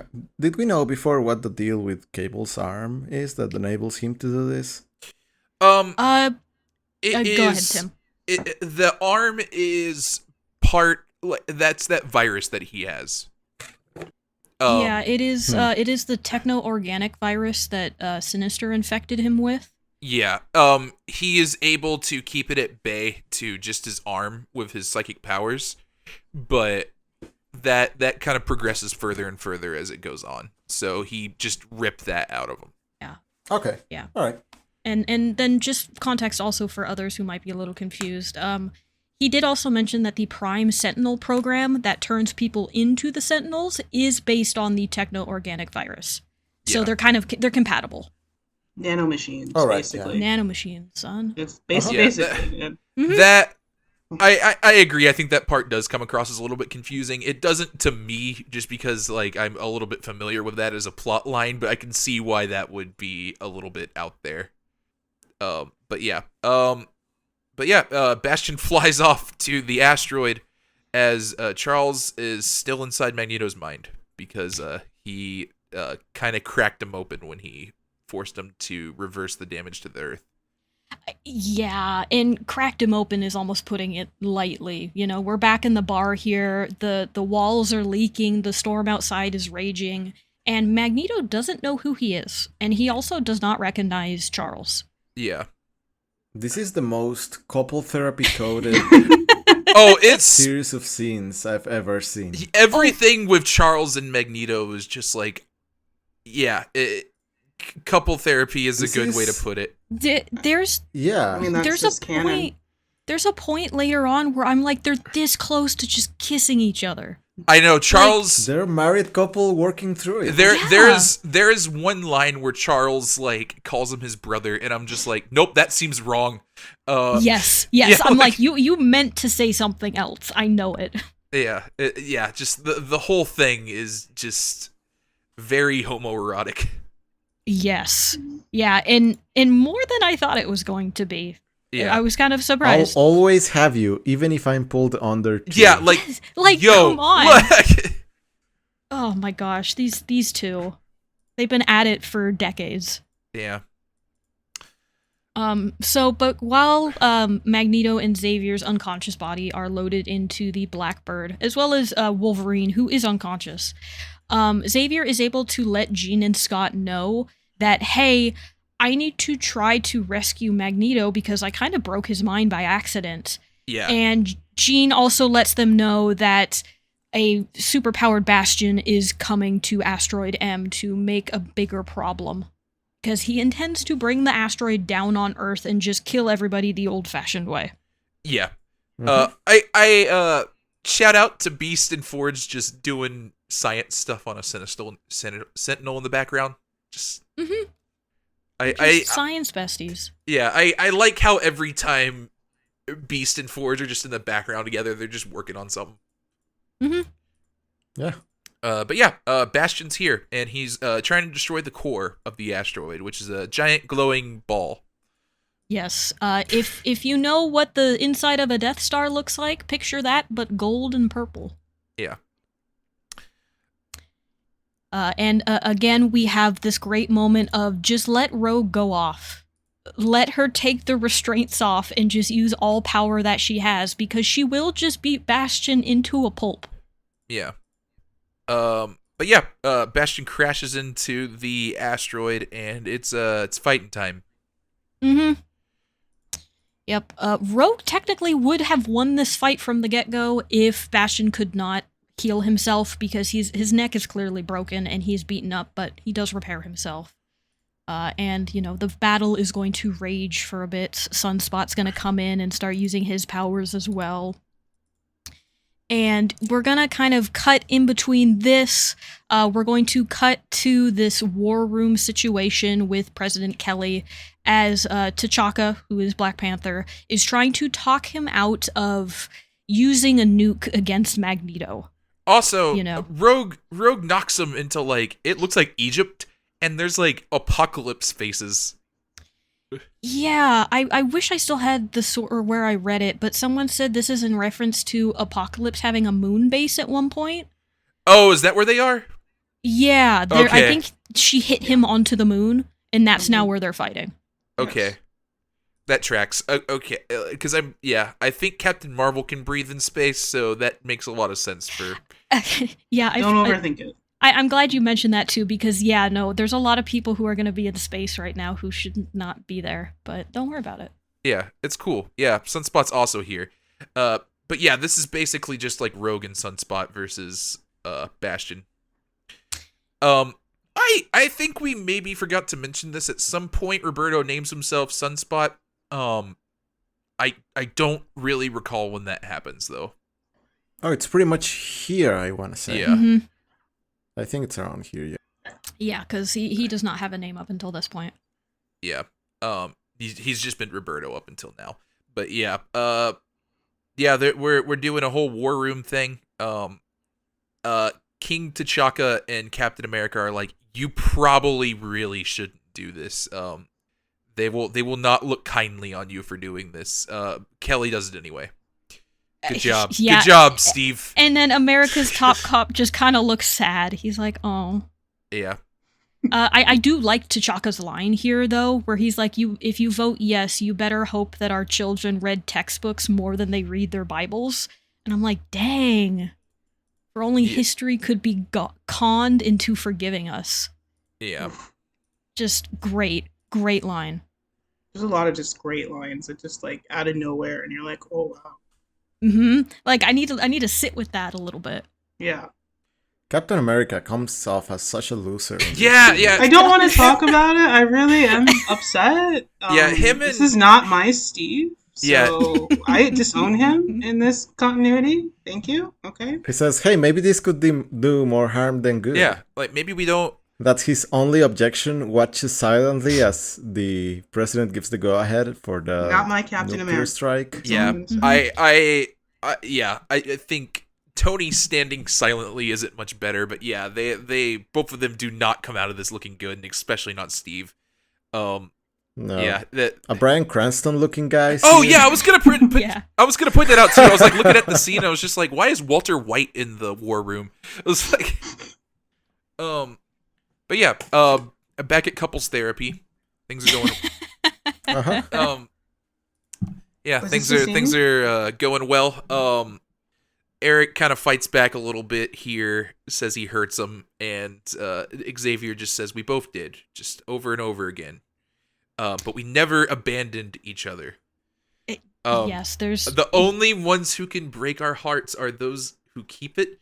I don't know, man. This is so like, this whole sequence does a lot, and I actually really like it as a look into both of them. Besides the homoerotic undertones that are basically overtones. yeah, But Magneto, there's a bunch of water everywhere, and he comments that like this water is really like it's cold. Yeah. And Xavier's like, this is your past. This is all of your trauma that you have been carrying with you throughout your life. And it is Yeah. and it's going to drag you down pretty soon.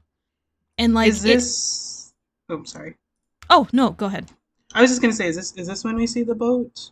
yeah. Yeah. Little area. Yeah. Okay. I was gonna say that's like this is my favorite moment of I think maybe this episode, maybe the show. I don't know. I really liked that moment. I thought it was very effective seeing the boat with all of his kids. Yeah, But you and can't see their faces. yeah, kids in Rogue. Yes. Yeah, Rogue was a Yes. little random, but I guess. yeah, I do kind of wish they would have showed the faces of everyone, to give context, because we're talking about, his past is going to drag him under, and then Xavier says it's like, oh, it's those who will, keep your heart and keep you up, and then, yeah, you see Wanda, you see Quicksilver, you see Polaris, and then you see Rogue. yeah, I disagree because he said earlier he doesn't remember the faces of his family. So I think they're trying to show like Yeah, they're playing on that. playing like Okay. young Magnus doesn't remember the faces of his family, but now older Magnus doesn't remember the faces of his new family. Like, yeah. he doesn't remember the twins. He doesn't remember Polaris. Yeah, Ooh. Laura. Yeah. Ooh, okay. Okay. I like that, So, actually. I so like that a lot better. so it works for me with that parallel. After he specifically mentions he can't remember like who his family was. yeah, Okay. but I do like that better, actually. yeah, and so the ocean's just kind of like a metaphor here for his trauma, and you get Xavier. Magneto is terrified this is going to pull him under, and Xavier just kind of holds him as the water busts down the glass and just rushes over them. Yeah, it's a great scene. Yeah. Meanwhile, on the asteroid, the battle rate. Yeah, yeah, yeah. They're doing good. I Continues. think this fight scene I think is really sick. It's cool. Yeah. Yeah. No. I Go ahead. really like Nightcrawler doing his thing here, except he's like punching, and I don't think that's a particularly effective attack. No, not against this guy. Moving everyone around to hit him is good, but him just trying to Yeah, that's punch the neat. metal guy is kind of funny. Yeah, Yeah. It's like manages to distract him for a bit, but it's not gonna do much. No. Mhm. Yeah, I don't know. The more I'm like looking at these Nightcrawler fight scenes, I think you're kind of spot on with Toto. Like it really does. Like almost everything there kind of feels like a callback to that. Or I really like the particle effects around him when he teleports. yeah, Yes. It looks so good. it's yeah. The Like the little purple swirly things. They look Mhm. great. And I do like the callback for Jubilee where she remembers she can do the disc thing that her future self did. yeah. Yes. Destructo That's disc. great. Cyclops gets into a beam battle. It's all very anime. Mm-hmm. Mm-hmm. Mm-hmm. But yeah, shows back up with some cannons. Cyclops gets blasted into the Sentinel thing. sorry, I'm just kind of scrubbing through it at the moment. And Bastion, when they're just talking about family, he says, "This is my family," as a Sentinel crashes through the asteroid and then just lands on him. And the reveal here is Beast's piloting it.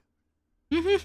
With It's not his family. With Storm and Jean and Morph. Like, yeah, I don't know if it's intentional or not. There's almost this undercurrent to what Bastion is doing now by saying, the robots are his family, of, people consumed with hate finding those who hate with them are also their family.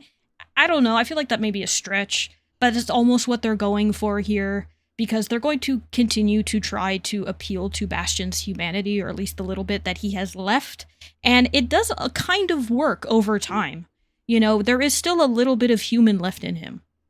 Oh, the read I got was this didn't work at all. Oh, really? Yeah. Interesting. Okay. I feel like Bastion is just defiant to the end. Even like the final line is him just kind of like scoffing when they say take our hand. Yeah. But yeah, like I think Bastion was just kind of a lost cause here, but they do try to appeal to him. Yeah, they tried to reason with him, and he's not gonna have yeah, it. he's just not into it. He does not want to go play family with the.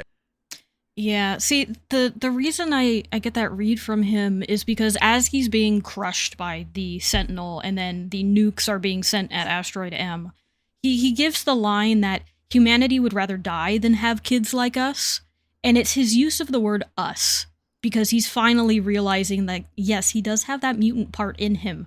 He is doing a bit of, self-hate here. And he does. He does like scoff at their, hand reaching out, but I think it's more him realizing that, like, maybe I shouldn't be here anyway. It's him giving up, less of a rejection of them and more him just giving up. Oh yeah, no, I think a lot of this is definitely coming from self-loathing from Bastion, but he at the end of the day, he does not take the hand that's reached out to him. Like, he's just too far gone at this point. Even though he can admit, like, yes, I am the same as you, he's just not interested in just being like a family and go and hang out with the X. No. He's embraced this too much. And yeah, the missiles show up and immediately strike the core. Asteroid's going down. Yeah. It goes down pretty spectacularly. Almost like a black hole is created in the center, which is where Bastion flies into. The team that is in there is able to be saved thanks to Jean. We get some more cameos from Morph here. He turns into Mr. Fantastic at one point, which is fun. Yeah. Earlier, I want to just shout. It was very brief, but he turned into Sauron. I thought that was him. Yeah. I thought so. It's, if you've seen the meme where Spider-Man's telling the guy who looks like a pterodactyl, but with this tech you could cure cancer, and he's like, I don't want to cure cancer, I want to turn people into dinosaurs. Yeah, that's him. Frequent X-Men villain. That's Sauron. But yeah, the asteroid's going down. Jubilee and Sunspot manage to escape. But everybody else decides they're going to try to stop the asteroid from falling on the Earth and just, causing like a dinosaur level extinction. Yeah. So, the team is able to throw together an idea in order to stop it, but it might kill them too. So, as a goodbye, Jean and Cyclops have this really nice, telepathic heart-to-heart with Cable. Yeah. Oh, also Forge is down on Earth with Val Cooper still. He did not come up there. But yeah, Cable and Jean get this Cable, Jean, and Cyclops get this very nice heart-to-heart. I like the bit a lot here about Cyclops and Cable having the same eyes. And I think they really could have. I think this is the moment where I think they probably could have done more with the Cable Jean stuff. But I kind of like that it wasn't said. It was more just kind of understood that their relationship at this point has changed. Mm-hmm. Mm-hmm. Oh yeah, by that point it's pretty clear. Yeah. And yeah, I this is a good scene. I like this goodbye scene a lot. Like, Cable's still kind of Cable. Like, he's not going to be too emotional here, but you can tell, like, he is very, like, emotional in this scene, even if he's not, like, outwardly so. Yeah. But yeah, trying to stop the asteroid. Just a great shot of everybody using their powers. And I was incorrect earlier. This is the part where we see Peter Parker and Mary Jane watching this on the television. Yeah. Just a nice shout out there, especially because the Spider-Man cartoon around that time actually did end on a cliffhanger, where it was unclear if Spider-Man was going to be able to find Mary Jane. So it is nice of a weird confirmation that, yes, he did actually find her in the end. Yeah. Also, That's fun. we're going to have to talk about this Morph and Wolverine scene. Yes, we do. Oh, yeah. So Wolverine, who's sitting here and just looking real rough, just bleeding, is just in the bed. The only person here with him is Morph. Wolverine mumbles in his sleep and calls out for Jean, and Morph says, "She can't say this, but I can." Turns into Jean Grey and tells Wolverine that they love him. Yes. Yeah. And So, it's the clearest you could ever be. I know there are some people that are just like, oh, he's just doing it for whatever. Wolverine is sleeping.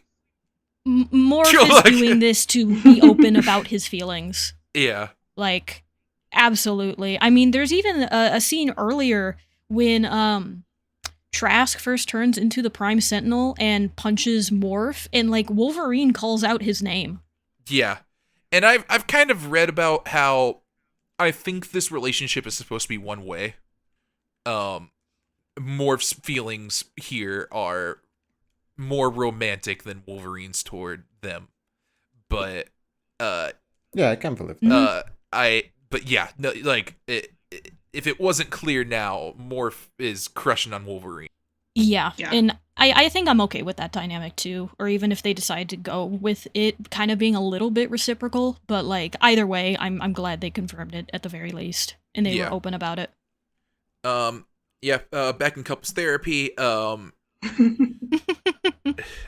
Charles is helping Eric just talk through his trauma here. I don't know. This is good stuff still. I think this is where I like really kind of came around on the Charles Magneto stuff. I just enjoyed this quite a bit.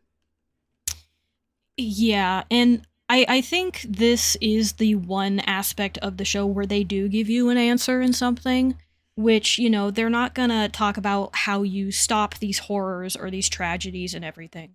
But they are showing you that in order to like get through that trauma and all of that heartache, your family is what's going to help you do that. And whether that is your found family or your blood relation family, it doesn't matter. Yeah. It's that connection in the end that keeps everybody together. And that's what they're going for here. Yeah. And at the end of this kind of his breakthrough moment is like, you chose another name here, Eric, but like this is who you wanted to be, and this is like who your family needs you to be. Like, what name is that? And this makes him kind of call out like, oh yeah, I'm Magneto. Mm-hmm.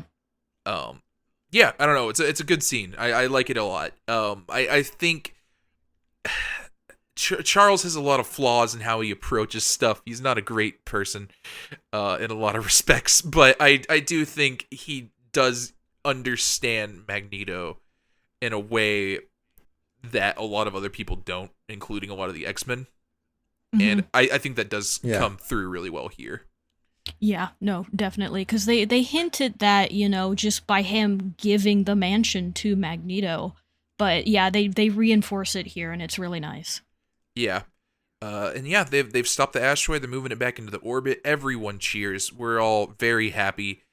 The X-Men have saved the day, and then all of a sudden it explodes.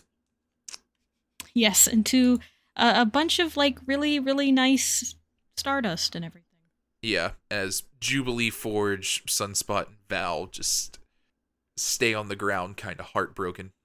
And baffled by what's going on. And you get a shot of Forge's little hand thing where it says no signal.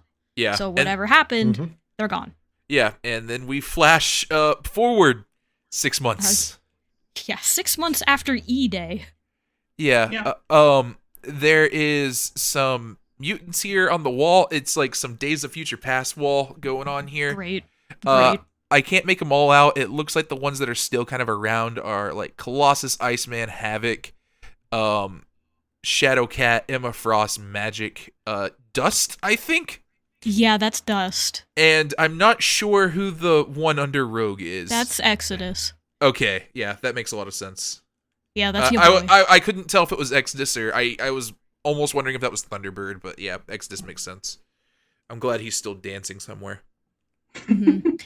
And then we do have some clarifications for a few. Scarlet Witch is currently off-world. Yeah, same with Quicksilver. Yeah, Quicksilver. So they're just not here. Yeah. And Cable, Jubilee, and Sunspot are all AWOL, but the rest of the team are currently just plain old missing. Yeah. Did Angel's on here too? Is he also off-world? No, it actually says that he is missing, presumed dead. Oh, okay, that's interesting. Oh, sorry. Not gonna say what I was gonna say. He's jumping ahead. I'm sorry. He's in jumping ahead. He looks like Archangel here, so I don't know if this is Apocalypse related. Yeah. I'm not gonna say what I was gonna say. But yeah, so Forge shows up. Or no, Bishop. Yeah, Bishop does. Bishop, who just disappeared with baby Nathan and then just never came back. Yeah. Oh, Bishop's back, yeah. Mm-hmm. And he kind of reveals, as well as with what Forge is talking about, that the X-Men who were on the asteroid are just gone, and nobody knows where they were. But Bishop hints that he has been working through time to try and find them. Yeah, it's less of a question of where and more of a question of when, is what he says. Dun, dun. And yeah. Yeah, we get this really good stinger, honestly. Before they cut to this and what we're going to talk about, I wasn't sure how I was going to feel going into a season 2, because I'm like, well, they kind of wrapped up stuff, so I don't know what there is to be looking forward to. And then they just hit you with all of this, and I'm like, all right, never mind. I'm sorry I doubted. Yeah, I'm here.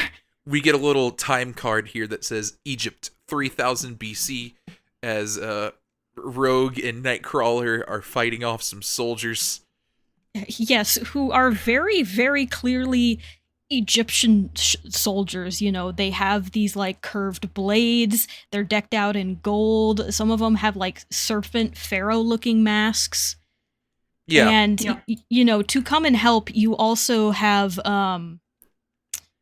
gosh, who is it? Well, not yet. So first we get another little title card as we're in the future in 3960 AD as Cyclops and Jean are just in a wasteland before they're approached by a bunch of people with guns. Beast and Charles then show up in the past as they see another person being cornered by the soldiers, and Magneto shows up to help them out. Yeah, and we get the reveal in the future that they're talking to someone named Mother Ascani. Yes. Leader of Clan Ascani, and a boy comes out, and it's a little Nathan with a little hat. Yes. Little Nathan with his nice little hat. Yeah. And meanwhile, the person in the past they realize is our friend En Sabanur. Yeah. Do we know who that is? Yes. I feel like the blue lips really give it away. I mean, he has such a classic look. Yeah. I mean, but yeah, you don't know his name. That's very obviously Mystique. Oh, you're right. Yeah, absolutely. Yeah. But yeah, that's Apocalypse. If you somehow don't know that name, that's who it is. Yep. But yeah, that's we get a little crazy looking spear thing in the background of ancient Egypt, and yeah, that's our stinger for next season. Yeah, which one heck of a stinger, I gotta say, pulled me right back in, and I'm like, all right, if we're gonna hang out with our buddy Apocalypse, I'm in. Yeah, I have to agree with you, Chris. I was kind of like, where are they gonna go with this? Like, what's? And then as soon as I started seeing like all the like Egyptian motifs. I'm like, oh, are they? Are they really gonna like Yeah, bring him yeah, in that yeah. quickly? I'm like, okay, Yeah. let's Yeah, go. yeah. And, you know, I kind of had a guess as where they might go, especially once Magneto pulled out Wolverine's adamantium. I mean, Mhm. I'm pretty sure they're going to go with that plot line for Wolverine, who's still in the present, I believe. No, they were on the Blackbird, which was still in the asteroid. So yeah, Wolverine and Morph are the ones that we just aren't sure where they are right now. Yeah. Interesting. I Okay, then want never to. mind. I want to say at some points. I don't know. Never mind.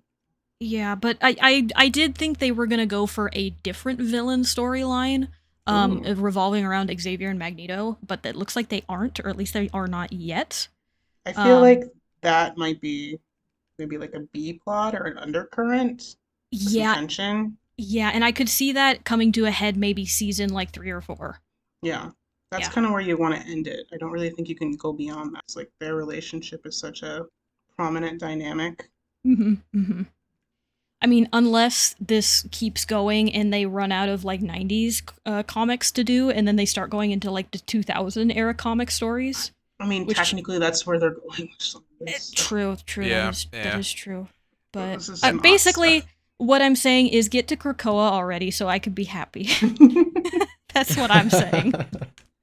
God, the Krakow version of this would be wild. I know, right? Oh, oh god, that'd be sick. I meant to mention this at some point, and I was kind of thinking about it. This might be a later thing because I do think like there is some spoilers, but there is a mini that they do in a couple of years from where we are in the current comic timeline that is like the 90s X-Men, but what if they were on Krakoa? Ooh. Oh, that's wild. Yeah. Okay. Let's go.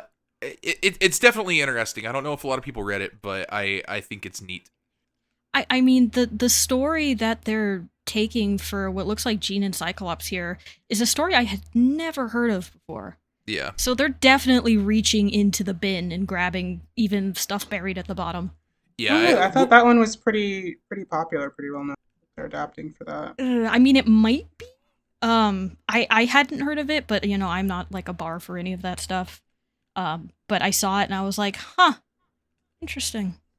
But yeah. Yeah, I do like that concept a lot, I have to say. It did pull me back a little, just thinking of going through another season of this. I think it's a pretty neat idea to have them like scattered through time. Mm-hmm. I understand that there are restrictions given that they are adapting actual material, but I do wish they had ended up a little bit more scattered. Like I thought, oh, are we gonna have like Forge and Bishop's adventures through time, figuring out where each of the X-Men still are could. and having like their own little adventures in each location. And yeah, Time sure, cop, they buddies, still can. Time buddies. But it's still like I wish we had more time periods to go to instead of like the two. I that we mean, see. they still could play around with it quite a bit while they're trying to correct things. I'm just extrapolating. No. Yeah. I'm on the same wavelength as you. I really do think that would be fun if they played around with it some more. Mm-hmm. Yeah. Yeah, no, I agree. And I kind of hope they do, especially with how quick this season was. You know, 3 episodes into season 2, they could be doing something completely different, you know? That is true, yes. Are we talking like any kind of speculation? Or are we just kind of like where we think it might go? Or are we kind of just not going into that territory just due to... I think it's fine. I personally can't speculate because I just don't have the background, but I speculate away. Yeah, I get a little fuzzy of I have not read many 2000s comics, so I actually don't know where it could go from here. I mean, the big one... Sorry. No, yeah, go on. I was going to say the big one people are talking about is like with the 4 Horsemen. So, Oh, I mean... yes, we actually didn't talk about that because it's like right at the end. It can actually... Oh, yeah, it's the like mid-credits thing. I did not know there was a mid-credits scene, and I'm reading this, and I'm like, wait, what? Okay, now they're definitely doing it. Yeah. Yeah, no, I also forgot about that. I knew a lot of people that were like, well, what do you mean? And yeah, it's basically a stinger of Apocalypse going to Genosha and picking up Gambit's burnt card and mentioning that there's a lot of death here, which, you know, Apocalypse and his 4 horsemen, and Gambit can be the horseman of death. So, yeah. So yeah, that's interesting there. The one thing I would think of, just based on what I know about comics, is I feel like the obvious thing you do here is you kind of bank this into Age of Apocalypse. yes. I almost wonder if you do that would for be like a full dream. Season. Yeah, that would be the dream. But I was like, yeah, you'd want a full season of that. There's so much there though. Like, and if you don't have the contrast, does it work as well? Yeah. That's a lot of setup. Yeah, but I mean, they're going to be playing with a lot next season already because you have the different timelines. Because, pretty sure Gambit's going to come back. Archangel, because he's missing, probably is going to come back. Wolverine, they're likely going to do feral Wolverine since his, stuff is gone. He usually gets his metal back from Apocalypse. So he's probably going to be a horseman. You just have, the mystery 4th horseman, whoever that is, and gonna end up being, which could be anybody, really. It's obviously going to be Beast. Obviously. Yeah. Are we just picking randomly now? Yeah. Yes.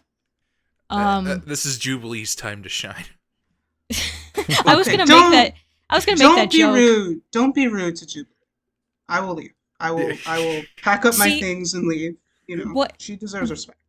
What I would be really impressed is if they went through Jubilee's vampire arc. Then I'd be really impressed, because I bet they could pull it off. Yeah. That would be fun. But yeah, what are our overall thoughts here? I generally really liked it. I think that the showrunners and the writers in particular kind of give themselves an easy out based on how muddy ultimately Magneto's plan is. But beyond that, I really like all of the beats here. I like where things end up, and like the general cadence of the show feels really good to me. It was a lot of fun to watch. Yeah. I was very, very worried going into the last episode. I think they stuck the landing in a way that I'm pretty happy with. I was very concerned that was not going to go in that direction. Oh, where did you think it was going to go?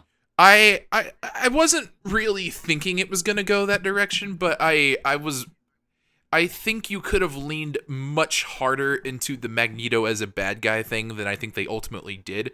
Having Charles and like, I think that irredeemable. Yeah, I think the Charles Eric scene here helped a lot in just not putting Magneto back in like just the villain box. Which I again, that's kind of where I was afraid of that going, because this is a kind of around where they would do that in the comics. Yeah. Which I guess theoretically they still could. Yeah, since we don't know the fallout, but I'm really hoping they don't. Yeah, like I don't know. Like I think like any plot line can be good if you write it good is kind of my opinion there. I think comic fans especially can get a bit too hung up on, oh no, I don't want them to do this thing, it's automatically bad. But I find Magneto as a villain very uninteresting. Just based on how that character's been written, just like the dimensions of him, I think he works a lot better in the role that he is in recent times. Yeah, and I mean, if they were able to fit in Madeline Pryor in like a 30-minute episode and actually made it work really well, even despite cutting out like a good chunk of her comic history, I think they'll be fine. Yeah. I have faith in this writing team to be able to pull it off, especially after seeing this. Yeah. But yeah, ultimately, again, I think I think there's a world where I could have gotten this little 3-episode finale here and been very disappointed, and thankfully that is not the world we got. So I'm pretty happy with the show overall. And I think I would have been pretty high on it just in general, even if it did kind of have like a lackluster end, just with how strong the rest of the show was. But yeah, that's true. The first half did earn a lot of goodwill. Yeah, but yeah, it's not a perfect show, but overall liked it quite a bit. But yeah, what about you, Chris? Yeah, no, I mean you two pretty much nailed it. I really really enjoyed this show, and I went into this not really watching or caring about everything about it cuz I was like, "Oh, it's a nostalgic grab. It's probably just going to be okay. Whatever. I'll bypass it." And then I started to hear how really good it was, mostly from you two as you kept saying, "Hey, you should really watch X-Men 97. It's really really good." Um and yeah, I do think they stuck the landing, and it's really mostly on retrospection and looking back at it where I'm kind of picking pieces of it apart and being like, oh, this doesn't make sense. This maybe wasn't the best. But just going through it as a piece of media, it's fantastic. It goes a lot farther in a lot of different ways than I thought it was going to, and just pokes a lot of very specific bits of everything I grew up with and what I've witnessed and gone through. And I'm like, okay, they got it. They got what really makes the X-Men fun and lovable for so many people. And they just put that all in the show. I do hope with the second season they do allow it to breathe a little bit more, because I do think coming away from this, that's still my main complaint, is it's a little too quick. But if they can, sharpen that up a little bit, it'll be perfect. Honestly, this is probably up there with some of my favorite animated, media I've watched. Yeah, I think it's a real big fan of its own characters, and it's really good at portraying them and displaying what makes each of them unique and special. And I think that's really enjoyable to watch. Like, just it really enjoys rotating its own characters and putting them in interesting positions. And I think that's real fun. Yeah, I think there is a couple of characters. Morph is a character that I feel like kind of gets thrown a little bit to the sides as the show goes on. But for the most part, I think it's very, very good about like letting the characters like shine in their own ways. Yeah, Yeah, and especially animation wise too, because my goodness, there are some beautiful, beautiful shots all throughout this show. And it's touched on a little bit in the behind the scenes, which I do recommend if you like the voice cast. If you want anything else about the show, you're not going to get a whole lot of it. They do talk about the animation a little bit, and I actually had a bigger appreciation for it because they talk about how when they were designing the animation for the show, if they wanted it to be more like the original, kind of update it, what should they do? And they decided on doing a middle ground where they researched the modeling animation techniques of the 90s and also copied camera film movements from the 90s and used that for the majority of the show, except when it came to dramatic moments and fights or emotional beats. And then if that happened, they broke their own rule and they went with 3D, or they went with more modern film techniques or different animation styles. And you can tell that when you watch. We talk about the first episode when it comes to, the team jumping out of the jet and having their different landings. That's one of those moments where they broke their rule and were like, okay, we're going to do something new and different.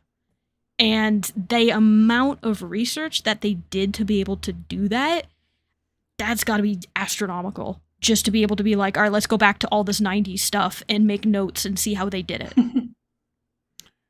Yeah, it's honestly a very impressive show, just how put together it is.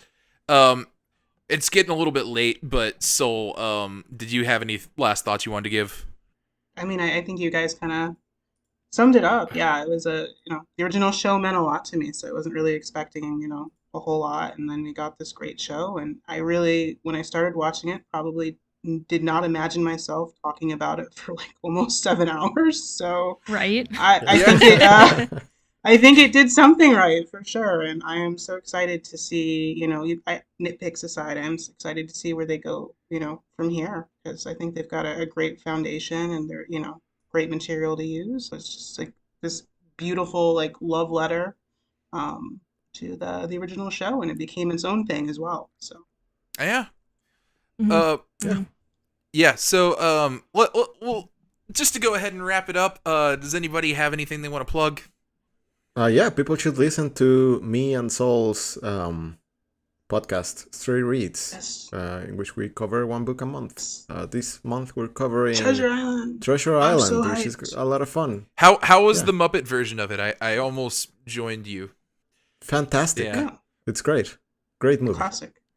All right, and so for our next episode, it will be releasing in 2 weeks. A bit of a schedule change. Just had some stuff come up. We weren't able to get everything recorded we wanted to, but in 2 weeks we will be resuming X of Swords with Hellions number 5, New Mutants number 13, and Cable number 5. Yeah, and when you read Hellions and you see Mr. Sinister, just try and picture everything he says in the voice of X-Men 97. Oh no, don't do that. It's It's completely different. It's very weird, yeah. but it's fun. It's fun to put those two characters together because they're very different Sinisters. Modern. Oh, you know the little we get to hear from Apocalypse's voice. Oh yeah, Immaculate. yeah. Oh, Perfect. absolutely. They nailed it. Yeah, that is Apocalypse. Yeah. The most dramatic man in the world besides Magneto. But yeah, that's our show. If you I can do the fun pluggables, all that fun stuff at the end. Yeah, go for it. So if you've gotten this far with us, thank you so much for listening, especially as this is a very long episode for us. We usually don't go this long unless it's X-Men 97. But if you did and you enjoyed it, if you could leave us a review on your podcasting app of choice, that would be great. It helps us get out there and, find more listeners and more people to get in on this journey with us. And if this is your first time listening to us and you've just listened to us with X-Men 97, welcome. If you want to jump into the comics, we always highly recommend the Krakoan era. It's very easy to jump into and just get reading along with us. If you want to follow this podcast on any social media apps, you can find it on Twitter, also known as X, and Tumblr, as well as Blue Sky. It is Study of X on all of those. You can follow us there. The Blue Sky one is not as active just yet. I need to get that back up and running. And if you had any questions or comments, or perhaps maybe your favorite moment of this show, you can send it to us at studyofx@gmail.com, and we might just read it here on the show. And if you are looking for me, you can find me on Blue Sky at Sawneeks, that is SAWNEEKS. I post a little bit here and there, but not too much. And Tim, if they are looking for you to tell you about some new property on an asteroid that you could rent, where can they find you? I'm on Apocalypse's moon base. Can you also breathe in space? No. No. Okay, how's that going? Ow. Okay, I will have them send a care package to you as well as the letter. Thank you, I'm dying. Okay. And Sergio, if they are looking for you to give you some really cool X-Men video games that may or may not exist, where can they find you? 3000 BD. 3000 BD. I'm being attacked by people with snake masks. Help. Okay. I think I know somebody from that far back. I will send them a message, but it might take me a little bit. Do you think Moses was in you? Yes. Yes. Parting the Red Sea? Absolutely. Yeah, that's mutant power right there. Yeah. All right. Or it's a Beyblade power, but that's a deep cut. Yeah. Sure.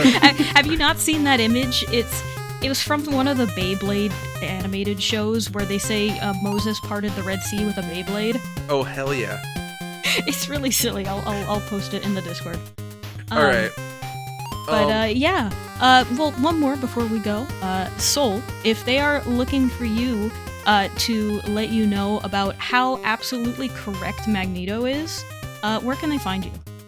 I don't have any social media right now, but you can always find me in a good book. And as Sergio said, we do have our podcast where we discuss a lot of good books.